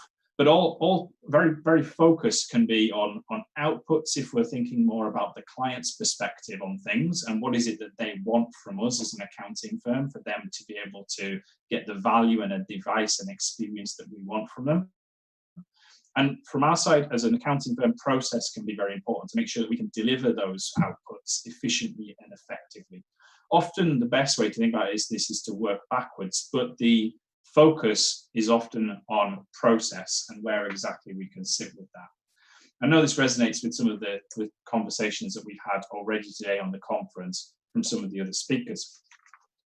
If we think about process then, I just thought I'd show you an example of how that could be brought to life. And here we have documented on the screen a reasonably simple process. There's a number of arrows and steps in this one, but this is the process to perform a corporate tax compliance service. And you'll see that the first step in being able to understand where we might be able to improve a process is to actually document the process, writing it down. That can be in a digital format here where we have a flow diagram, but it can be as simple as even writing that down on a sheet of paper. And what's important in that first step is to understand, is that the standard way that we do things? Or is that the standard way that one person does this process on one client? Because the first step can be around thinking about, are we all working differently? Is the accounting firm actually delivering services consistently? Or is each member of the team got their own way, their own unique approach to performing a corporate tax compliance engagement? When we think about that process, I like to adopt a mindset across 4 different areas as to how you might want to evolve that process. So the first being elimination. Often when you start to think about how a process is performed, you identify steps in that process or things that a team is performing that actually don't need to be done. And if they were removed completely, they would have no impact whatsoever on the quality of the work or the outputs that were achieved. And that is where immediately efficiency can be gained, because we are removing something from the process that does not need to be done. Thus, we will save the time that would have been spent doing it. If the activity does need to be done, though, the next step is around trying to simplify that. Where things are overly complex, that involves more senior members of the team performing that activity or people having to review and redo that work. If we can simplify it down to perform the task in a very non-complex way, that means more junior team members can perform the activity, and it means it can be more easily understood. We then look to the key step in this process, which is standardization. It is very difficult to look at digitization of anything if all of the processes and all of the ways people are working are different. We need a standardized way of doing things to be able to drive the digitization and the automation, because the automation is the final step. If we go through these progressions, we will get to something that we can truly automate, or we can automate to the fullest extent we can, while incorporating the human element that we need to be able to enrich the work that perhaps the computer is doing. We very much view, from our perspective, the role of the accountant should be in leveraging the technology to invest their time in things that are more valuable for their client, not in doing things like, for example, data entry. So if we think about those 4 steps, and if I call back up that process that we had on the screen a second ago, you'll see that straight away we can identify some areas that we could eliminate the data entry into the corporate tax system. If we were able to get better data that was standardized, perhaps from the client's accounting system, a system like Tally or something like that, we might be able to bring the data across in a standardized format through a data ingestion technique, and thus we would be able to automate that part of the process and effectively eliminate it from the work. We will be able to simplify some of the processing activities. We can look to standardize some of the outputs. You'll see in the bottom right box, we've got lots of different ways that we communicate with our client. Well, can we standardize that? We could probably automate some of the tax submission and the tax filing process, certainly so as we can document our work effectively. And this is just designed as an example to show you practically how to apply a concept of the 4 steps: elimination, simplification, standardization, and automation, to a process that should be quite familiar to many of you as a delegate joining us here today. As we then think about evolving process, though, one thing that's important to think about is change management. And I think, whenever you sit down and design a new process on a flow diagram or a sheet of paper, it is very easy to be able to design the perfect process. What we then need to do to be able to actually embed that in our accounting firm is to rely on people to then execute and implement that process. And I think it's very important when you start to think about bringing new processes and new technologies into a business, how exactly you are going to make it part of the process. Wherever we're looking to achieve cost efficiencies in our delivery of our services, or whether we're looking to create standardized and consistent outputs for our clients, we need to make sure that whatever we're doing is part of the process and it doesn't become just an optional extra. And so we start probably on the far left when we're using new processes and new technologies, where we'd perhaps be running pilots, or we'd be using an opt-in mindset, where we're allowing the teams to use the technology if they want to use the technology, to use the new process if they want to use the new technology, the new process, so they can start to trial that and understand how that works and get some feedback around what that might look like. But we need to move through the progressions of moving from that being at the discretion of the staff member for them to opt in, through to that being the recommended process where the firm believes it's the best way of doing things, through to actually moving to more of a mandation and making sure that people are performing the work in the way that we want to. We often see this approach being taken in services like audit services, for example, where we might have regulated environment and we want to be confident that the new process or the new technology is going to deliver reliably across a broader spectrum of engagement. So whereas in some circumstances we might implement technology in what I would call a big bang implementation, where we immediately implement a new technology on all services or all engagements that we are delivering, we might want to take more of a phased approach in services where we're still learning, the teams are still building their skills and their experience, and making sure that we are knowing exactly how we want to embed this into our business. One of the speakers earlier touched on the concern, I think it was Keddy, around SMPs investing in technology and knowing it's the right fit for them, knowing it's going to work for them and their practice. And I think this is a good way of articulating how SMPs can start to understand that without making decisions that they feel commit them too aggressively to a particular way forward or a particular technology.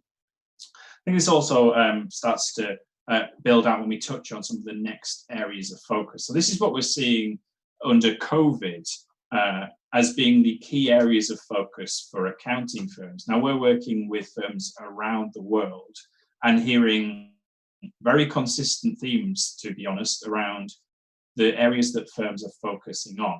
And I'm just going to touch on each of these 3 areas in a little bit more detail to provide you with the context as to what that looks like and how that works for SMPs. Now, the first point is around client collaboration, and Eamon, rather tongue-in-cheek, I know, kind of, but with a quite serious tone, mentioned that, what does it look like if we can never go back to our client site and we can never deliver our services in that personal way that we did in the past? Now, I know none of us hope that that will be the case and that will be what the new normal looks like. But if that was the case, how would we actually continue to deliver the valuable advice and the valuable compliance that our clients need from us in a new and different way? Now, the first area has been around really trying to work out how to, in a structured and paperless way, interact with clients and share files. Now, this is to remove the quite insecure way of moving data and files through like email, for example, or other technologies, and move to a paperless system where we can get access to the information we need from the client to be able to deliver services. But it's important to make sure that as part of that, we can also start to project manage the clients. If we're not on site and we're not able to get the answers that we need or the information that we want by going into the cupboard or going and chasing the client in person, we need technologies to be able to monitor and manage the client and make sure that we're getting the information we need when we need it. And it's also important from a transparency point of view. If the client can't see you sat in their offices working with them, then that does not mean that you are not working on them, on their financial information or providing a service to them. But can you provide a more transparent way where they can see that you are working for them and you are helping them and the information that they've provided to you? That is the #1 area of focus we're seeing around the world right now, with some of the biggest firms in the world and the smallest SMPs with just 1 or 2 staff members or partners or principals. They need a way of seamlessly talking to and communicating with their clients to be able to continue to deliver their services.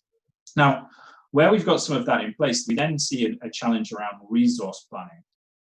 Again, no matter whether you have 2, 20 or 200 staff, being able to keep the team working efficiently and effectively on information that the client is providing is far more challenging when they are not in the building with you and you're able to see how many hours that they are working or what they are working on, or that they can ask questions of you when they're stuck or they need some assistance.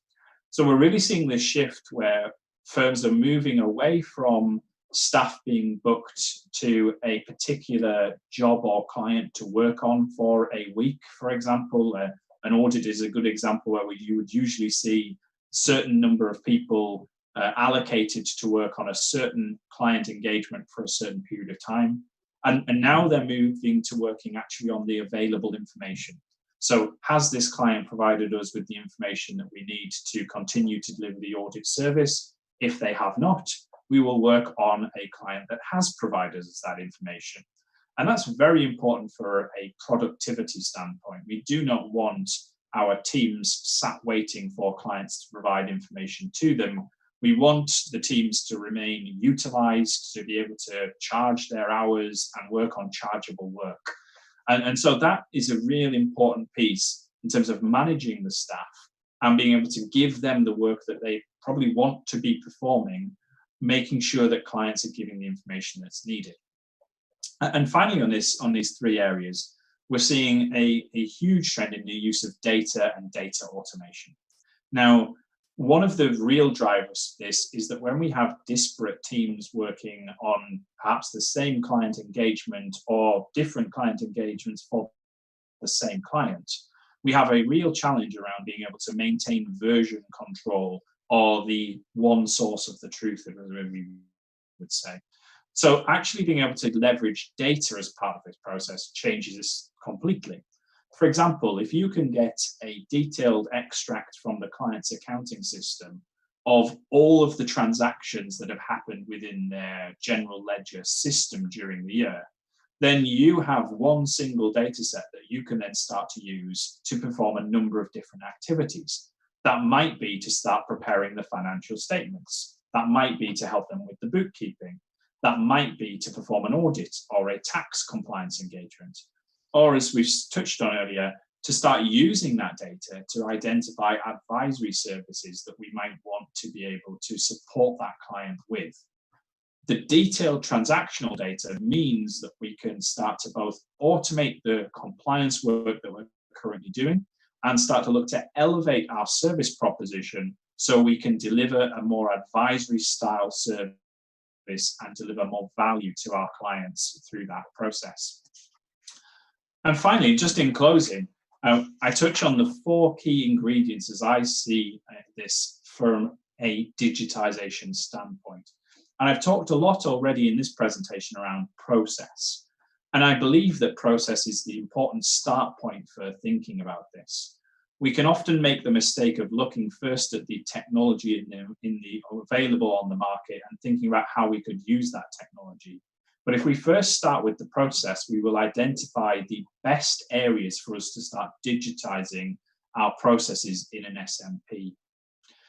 we focus then on technology, and then we focus on data, as most technologies will be dependent upon data and data integrations for them to be fully effective. Putting technology in front of a person who then has to spend their time performing data entry is not digitizing a service, it's digitizing part of a service. But if we want to look at the entire spectrum, we need to look at process, technology, data, and most importantly, people. And actually on a webinar we run 3 weeks ago with the ICAI-Edinburgh, the Institute of Chartered Accountants in England and Wales, we posed this question to the delegates on that webinar, and we found that people was by far the most significant challenge that SMPs were facing as they looked to digitize their processes. They felt and fed back to us that they were able to work with the other aspects and other ingredients of this, but they must focus on the people component for them to be able to effectively digitize their services and operate effectively in this environment that they now work in. And I think I'm hopeful that's provided to you some interesting practical tips for you to take the research that the other speakers have shared and the themes that they're seeing across the world and share with you how we're looking to support SMPs putting that into action. So it would be lovely to continue the conversation with people and hear more from the delegates after this, but I'll pause now and pass back to the conference chair to see if there are any questions you would like to ask me. Mr. Mark Edmondson, it was a great digital presentation. A quick, you very lucidly covered the quick methods for the digitalization and the digital strategy and the automation and integration of the various audit functions. It is very interesting. We have got a couple of questions for you too. Virtuality has become reality in these times of crisis. Accounting firms need to embrace cutting-edge techniques and navigate new ways of adding to their clients. Do you have any tie-up in this background?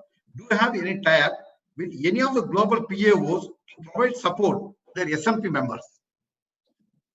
Yes, so we're working very closely with PAOs around the world to try and support on a number of the initiatives that were, the challenges that many of the speakers here shared today. We have a few tangible examples, Chairman, in terms of how we're working with PAOs to support SMPs. One example would be that we've partnered with the ICAI-Edinburgh and some other PAOs around the world to be able to offer to SMPs discounted services for them to be able to start their digital journey.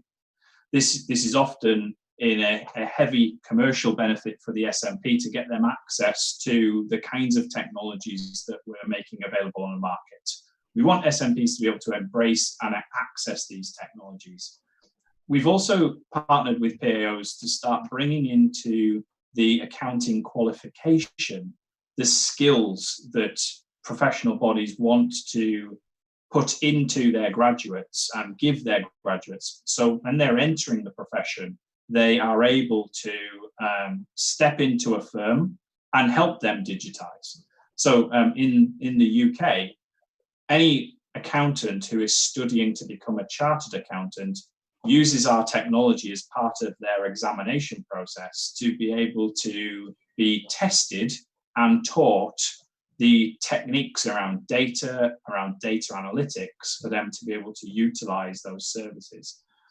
We are also doing a number of thought leadership content sharing. So we often run dedicated webinars and practical training sessions with PAOs, where we will often invite the delegates joining the webinar to use our free tool to be able to actually try and test and develop their own skills so they can understand how digital technologies and data analytics could be used in their SMP practice, Chairman. So we're looking at making the technology available to SMPs through discounted services. We're looking to develop the skills in the students coming through, and we're looking to make available the thought leadership content that the qualified and senior team members need to have to be able to understand how technology can transform their SMP. Thank you. I think we too can look forward for some benefits for SMPs in India also. Good. I would love to support the ICAI India and the delegates here, and please do get in touch with us if we can help any further. But thank you very much for the invitation today. Yeah, thank you. The next question is the digital transformation. The starting point is very, very important. So the starting point, where should a firm start if they are currently reliant on paper or the old processes for digital transformation? It's a great question, Chairman. Thank you. Firms need to, whenever there's so many things, I mean, there's so much talk about AI and blockchain and so many really quite big, pervasive, should we say, topics that are being discussed. It can often feel quite hard to start the journey when you're thinking, well, if my competitor is already using AI and I'm using paper, how could I ever catch up? But I think the key thing for SMPs is to realize that this is not just simply one thing that you need to do. You don't go from not being digital to being digital and all of a sudden everything is different. You must start to break down the journey into the small steps that you need to take. And so I often suggest to firms that they first and foremost start with the collaboration piece that I touched on in my presentation. If you can move away from using paper in your services, and you can move away from emailing your client with confidential information, and you get one place where you can communicate and collaborate with your clients, that instantly just creates a new way that you're working with your clients and that you're using technology. Because once you have that piece solved, then you are just simply adding more things into the way that you work in your service. So perhaps you move from requesting files from your client and PDF documents and Word documents and say, well, actually, can I get data from your accounting system next, please? And if you can then start to move through from files to data and then using that data in your services, this becomes a much easier journey for you to tackle as an SMP. So I would suggest, Chairman, focus on very small steps and focus on doing them quickly so you can make quick progress through each small step. Yeah, that's nice. The last question, we want a quick answer, though it has been partly covered. The answer we want for this: what are the biggest areas a firm can use technology to reduce the cost of delivering their services? One of the biggest costs I experienced when I was in an accountancy firm, Chairman, was that inefficient use of time of my team, where my team were working with either they were waiting for information from the client, or that they were working with information that perhaps wasn't really ready to be worked on. It was draft information, or it was information that the client gave to us just to keep us busy, knowing that they were still working on and finishing the preparation. So I'd say one of the key things is around really implementing that accountability across your team and your client to make sure that when you are doing your work, you are doing it once and you are doing it correctly. So there are some components to that around using technology to manage versions and, as we've touched on, to communicate effectively with the client. But I think the biggest and most overarching point around changing and reducing the cost of delivering services would be really focusing on the accountability and working with good information when you're performing your services. Yeah, good. Excellent presentation, and sharing a lot of knowledge with us, which is maybe something new to many members or something encouraging to many members. We thank you both personally and digitally for your digital presentation. Thank you very much. Thank you. So now we are quickly going to the last session of today's global webinar. This is going to be handled by none other than our chairman. That's my chairman, Satish Kumar Gupta, the chairman for Committee for Members in Practice of ICAI, and also chairman of Small and Medium Practice Committee of SAFA, the South Asian Federation of Accountants. So he'll be dealing on subject supporting servicing SMPs of South Asia. So over to CS Satish Kumar Gupta ji for his presentation. Thank you, Prasanna sir. I am really fortunate enough today that our learned speakers took us on the virtual tour of how will be the firm of future and how it is vital for the economy. Really great show, Prasanna sir. And we will always remember the live sessions of all the speakers and the session of our president, sir, Atul Gupta ji, our dynamic and visionary president, that the 8 mantras are going to be remain our memory for a long time. Friends, this is a big opportunity for the CMP, ICAI and the SAFA CMP for presenting that how supporting and servicing to SMP of South Asia can be done.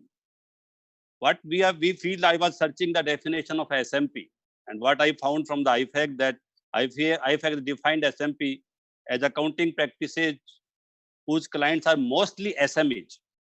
If we go to this definition, and if you go to the definition of SME, then we will find that SMEs are those who have very few staff, accounts are simple and not meant for public at large, and have less complex and less voluminous business transactions. If we talk about the SAFA or the Southeast Asia, the countries covered are India, Pakistan, Sri Lanka, Bangladesh, Afghanistan, and Maldives. And what I found that in most of the countries, the highest proportion of the total firms are in SMPs only. So SMPs play a very vital role in all the SAFA countries to meeting the real need of SMEs in most of the South Asian countries.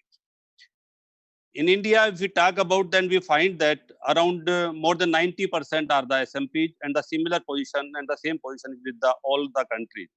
So it shows that there is a predominance of the SMPs in all the South Asian countries. If we talk about the economy development of any country, then we find that role of MSMEs is very significant in any economic development.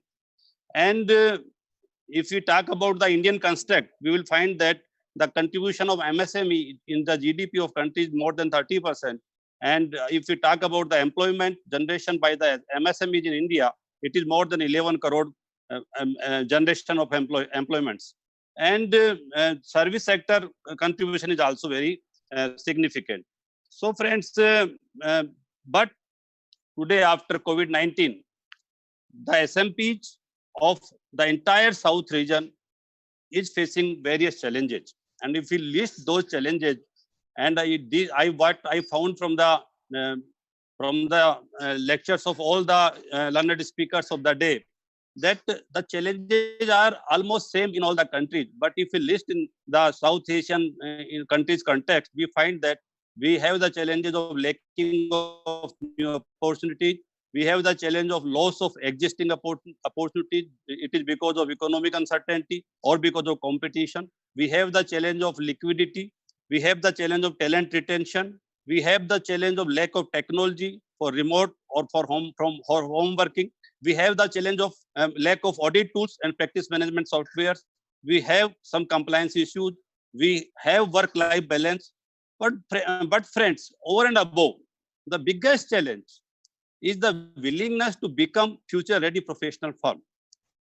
Friends, just think whether we are ready to adopt the latest technology, whether we are ready to invest in the audit tools and other softwares, whether we are ready to make our firm bigger than what we are today, whether we are ready to visualize future of profession, whether we are ready to focus on quality or we are ready for improvement, whether we are ready to nurture our clients and to make them digitalized, to make their business automized.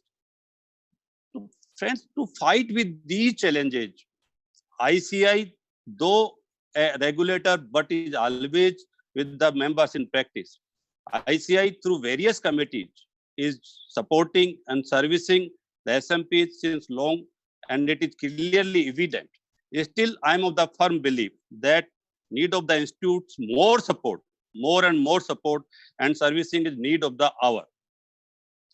Friends, I would like to thank the Almighty, and I would like to thank the visionary leadership of this council year, whether it is immediate past President Prafulla Chhajer ji, or whether it is present leader Sri Atul Kumar Gupta ji, and the wisdom of our council colleagues for visualizing the need of the SMP and working continuously for their capacity building.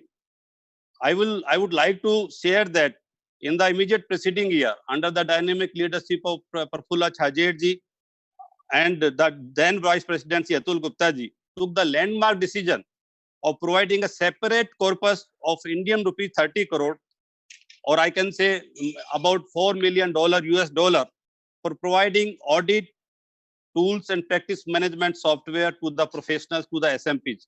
Thanks to the entire council for this decision.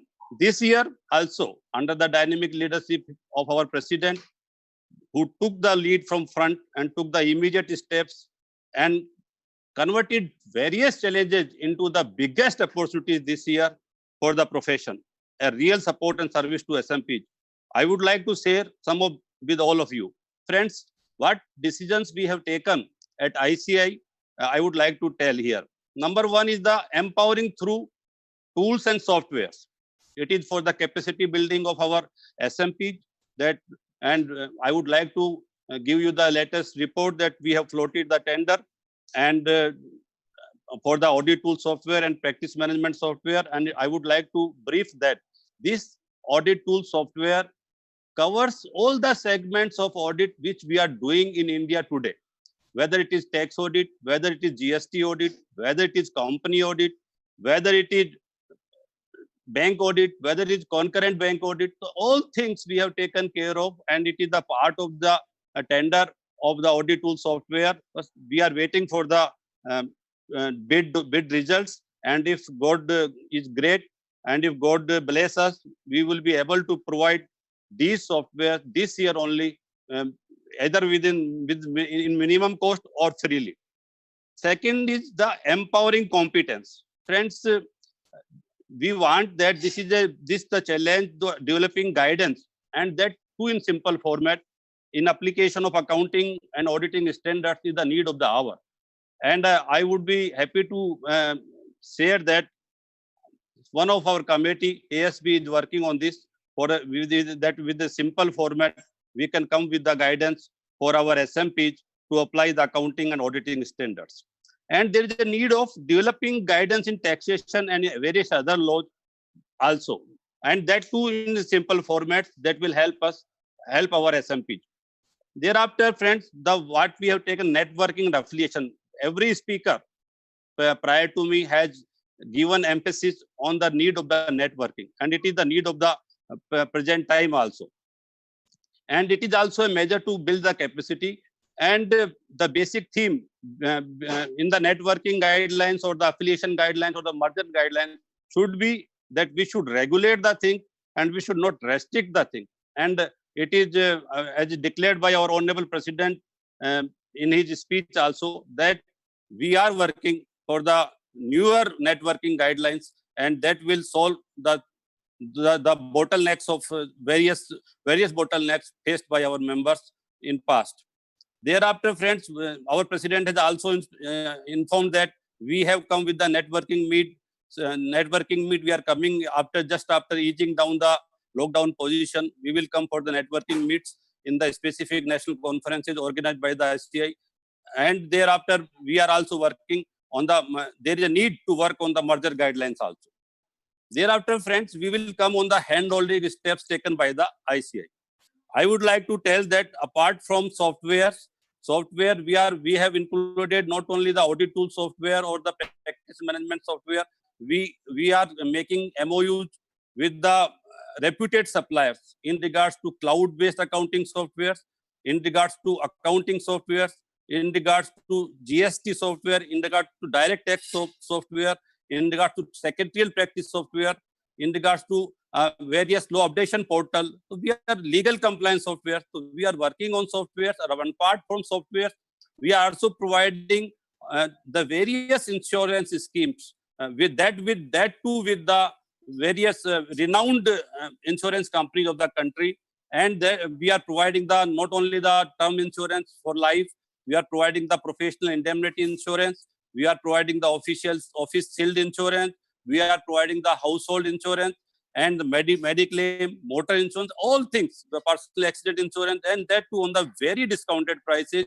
And this we are giving support to our professional, our SMPs in this year. Thereafter, friends, we are also coming up with that to envisaging the liquidity problem of SMPs. We are trying to make arrangement with the banks and the finance companies to provide loans to our members on the reasonable rates. And we are also coming up with empowering our members with some credit card, that too with some reputed banks this year. We are also working on availment of laptops, computers, and high-speed network connections for our SMP members.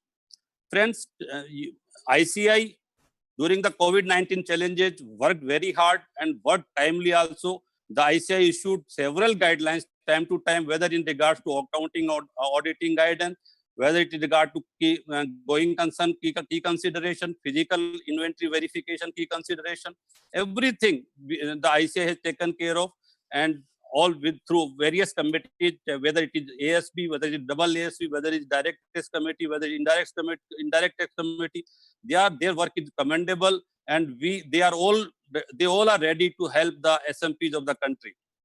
And friends, I would also like to inform that we have also started all the certificate courses on virtual mode, and that too in this lockdown period, and that has helped a lot to our SMPs. Friends, the biggest challenge is the retention of opportunities and the creation of new opportunities. And I think that this time has come, then we should think on retention of opportunities also, because the things which are today is not going to remain same in the future. So we should develop ourselves not only on the conventional side of practice, but also the newer side of practice, whether it is RERA, whether it is Benami Transaction Act, whether it is IBC, whether it is other laws practice. We should try to explore newer areas for practice, because the things which we were doing in the last so many years, I think are not going to remain in the same position. And this is the biggest challenge. And I'm thankful to our present leadership that they are taking care of all that they are taking care of to save our opportunities, and they are taking care of to create the newer opportunities also.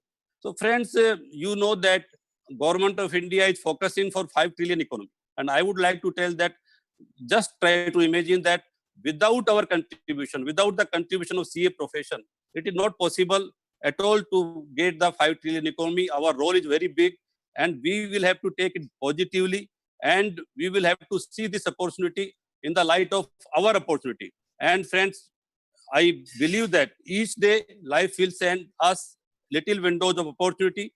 Your destiny will ultimately be defined by how you respond to these windows of opportunity.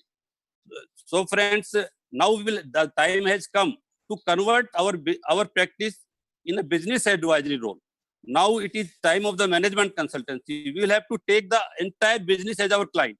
Now it is not the time that we are considering only the tax practice, or only the tax audit practice, or only the audit practice. We will have to take the business as a client, and we will have to play a role of the business advisory. Thereafter, friends, this is a call that we will have to advise our client to digitalize their all businesses, because in future, as told by the earlier speakers also, the digitization is the need of the hour, and business or SME has also to be digitized, and it is our role which we will have to play in a big way to advise our clients that what are the benefits of the digitization. And it is expected from the ICAI also that we should meet with the trade and industry associations to tell them that how a chartered accountant can make a difference in their businesses, because the role of chartered accountant is very big, and chartered accountant can play the role in a way that it can be a business advisor, complete business advisor. So it is the need of the hour that we should play the positive side role. And there is a need of skill development also, and we should be tech savvy. And at ICAI level, as told by the President, sir, that we have started the digital learning hub. We have started the technology. We are working on the work from home. We are preparing the guidelines how to work from home. We are planning the training to give the training to members to work from home. So ICAI is in work, but wherever there is some shortcoming, we should try to remove those shortcomings. Thereafter, one more thing which is very important to improve the quality of audits. ICAI has established the Audit Quality Center, and that too at Jaipur, Rajasthan. And in this audit quality center, all type of laboratories will be there to enhance our audit quality. And this is also been described in the paper of the MCA that it is the need of the hour, that they have talked about the audit quality index. And to maintain the audit quality index, there was need of the audit quality center, which has been established by the ICAI at Jaipur. And we all SMP can take benefit out of that. Thereafter, friends, the most important challenge which we have is the young members.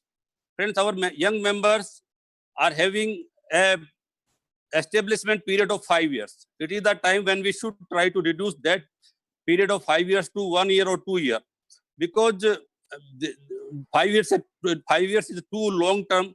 And what we have started the ICAI level, that we have started the mentorship program. We are going to start the orientation leadership program for the young members. And what is my submission to the ICAI and to the leadership of the ICAI, that we should try to start the concept of joint audits, and where the young members should be one party compulsorily. If it happens, then young members will take the practice side positively, and they will get the opportunity also. So friends, this all is possible. This all is possible only after the involvement of the SMEs. Without SMEs involvement, without SMPs involvement, nothing is possible. And I think that this is the right time. This is the right time when we can think of that.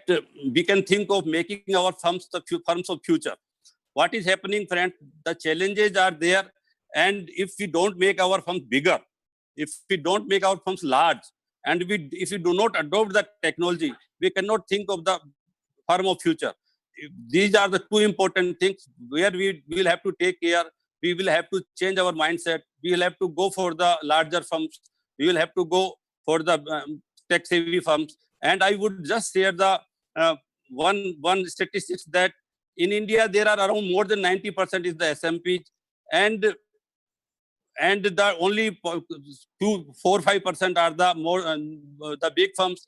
If we see the receipt side, then we will find that to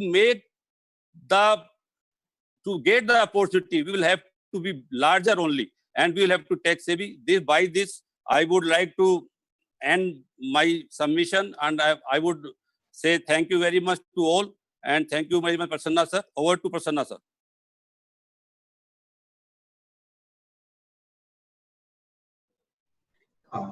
C.S. Satish Kumar ji, that was excellent presentation regarding the various initiatives of ICAI, both on professional front and also personal front, and for leveraging growth in the profession of SMPs. And your presentation on the contribution of SMPs to the global economy is also laudable. You're presented. I've got a question for you.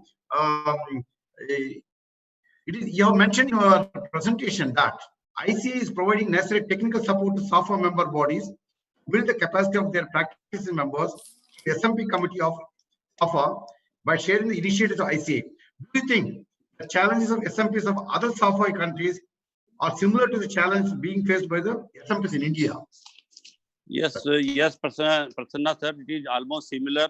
That all the SAFA countries are having the similar type of challenge. The structure of the practicing firms are also the same, and we at ICAI, and we have met with in the SAFA committee, that we have taken the confidence in all the members that we will share whatever we are doing here in their country, we will share with other countries also. And as told by our president sir today, in that we are sharing with the digital learning hub, and that with the SAFA countries also, and that is available. And DCMM, he also said that DCMM is also available for the entire universe, entire globe. So we are committed for that, and that since all the characteristics are the same with all the SAFA countries, so we are committed to cooperate each other, and whatever we get here in India, we will provide to other countries also. That's a nice initiative. Thank you, Satish Guptaji, in your capacity as a speaker for presenting this webinar. Thank you very much. Sir, we have got a lot of queries. The participants and the viewers. So number of more than 100 questions have come. But for paucity of time, I'll just take only 2 questions. One question is to Mr. Evans again. There is a question from Mr. C.R. Tyagarajan from Chennai. What are the prospects for senior accounting professionals in Scotland?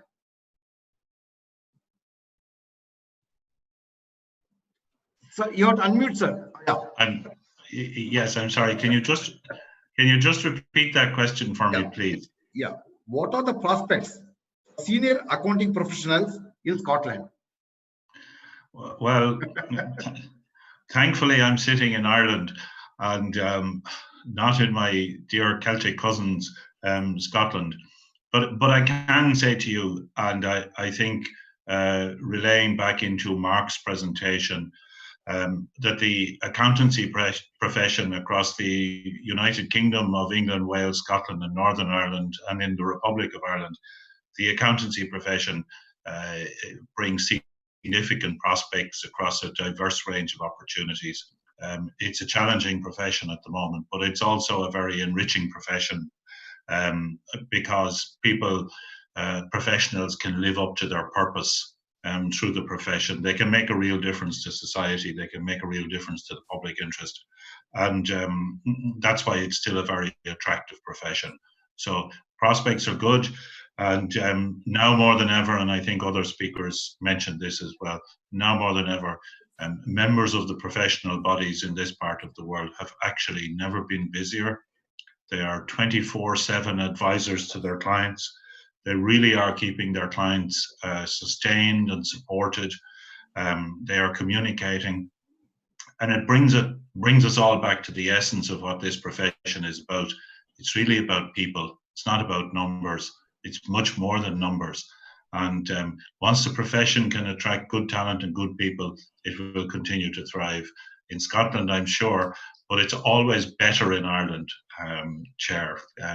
Let me just reassure you of that. Thank you, Mr. Gibbs. Yeah. The next question to Mr. Mark Edmondson. There is a question from Renu from Delhi. Artificial intelligence is expensive for SMPs. Is there any cost-effective method or any other option for adopting artificial intelligence? This is a question to Mr. Mark. Yeah, thank you, Chairman. Using artificial intelligence, yes, probably might be seen to be expensive, but it really depends. And as I said earlier, we're really trying to make these technologies available to SMPs. So I'm actually delighted to be able to tell you that you can use a free piece of software to be able to use artificial intelligence, and that is ours. So if you want to be able to see what artificial intelligence can do, then there is an offer. But it certainly depends on what exactly it is you're trying to do and how you're trying to do it. But I think, as with every technology, the more technologies become mainstream, the more accessible they become and more commercially available they become. And I think we're starting to see that already in relation to artificial intelligence, Chairman. Thank you. Thank you, Mr. Mark. One question, I don't know if it's a relevant question or the last question for the webinar. This is to Katie Waller, Head of Public Practice at CPA Australia. Ma'am, presently, CPA Australia has imposed a precondition of becoming a member to avail services even by ICAI members. So, sorry, we've imposed a condition. Yeah, presently, CP Australia has imposed a precondition for becoming a member to avail services by ICAI members. ICAI members want to become Australian members to service there. There are some conditions. Can you just explain? Yeah, so I'm pretty sure we have an MRR in place, but for any member that coming through those, there's still education requirements that have to be met, which actually fall under that broader IFAC education requirement. So, and also taking into account that if you're providing public accounting services in Australia, you still need to understand the taxation and the legislative environment. So there are some education requirements that are specific to Australia, but it's to ensure that you actually understand the services and the advice you can provide to your clients and that you're providing that in an Australian context. Thank you, ma'am. Though number of questions are there, for just want of time, we're not going with other questions. We'll just come to the concluding part of today's webinar. So, vote of thanks. So I got the privilege of presenting a vote of thanks, but for this global webinar, friends, on behalf of the Committee for Members in Practice and International Affairs Committee of ICAI, I thank Edinburgh Group for joining with ICAI for conducting this global SMP webinar. Third, I thank all the speakers, resource persons for sparing their valuable time and sharing their knowledge in spite of the unfavorable time zones. I thank by names our Vice President, Niranjan Jambusaria, our global leader, Ms. Monica Forrester, Chair, Small and Medium Practices Committee of IFAC, our friend, Mr. Eamon Siggins, Chair, Edinburgh Group and Chief Executive, CP Ireland, our associate, Ms. Katie Waller, Head of Public Practice, CP Australia, our President, Sri Atul Kumar Gupta, President of ICAI, connecting the accountants across the world. Our resource person, Mr. Mark Edmondson, the President and CEO of Inflow, and our Chairman, Satish Kumar Gupta, the Chairman of SMP ICAI and Chairman of Small and Medium Practice Committee of SAFA. I thank all the participants and viewers of this webinar, without whose participation this particular webinar shouldn't have been a successful one. I thank one and all. We had lot of knowledge sharing. Almost each and every participant here, they have a variety of knowledge. Getting a knowledge from the entire globe, as global leaders, is very difficult for us to get. This is a great opportunity. We're all conglomerated in one platform and shared our knowledge. A good beginning made by our Honorable President Atul Kumar Gupta. I think all of us should take it forward. See that the entire global account is one single forum. IFAC and the entire global accountants are one family. Thank you very much. All the best, and thank on behalf of ICAI also. Thank you. So thank you.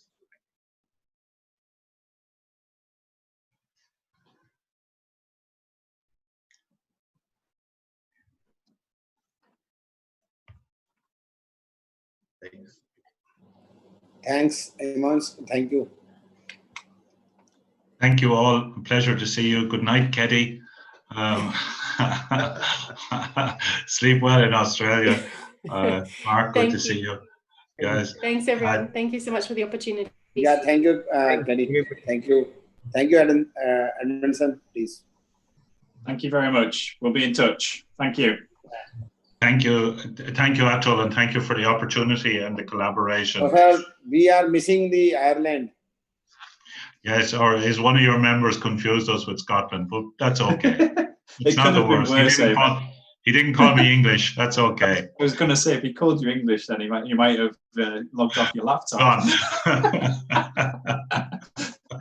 Thank you very much for the opportunity, Eamon, Atul. Thank you very much. It's been a pleasure. Thank you. Thank you, everyone. Bye-bye, all. See you soon. Good night. Bye. Good night.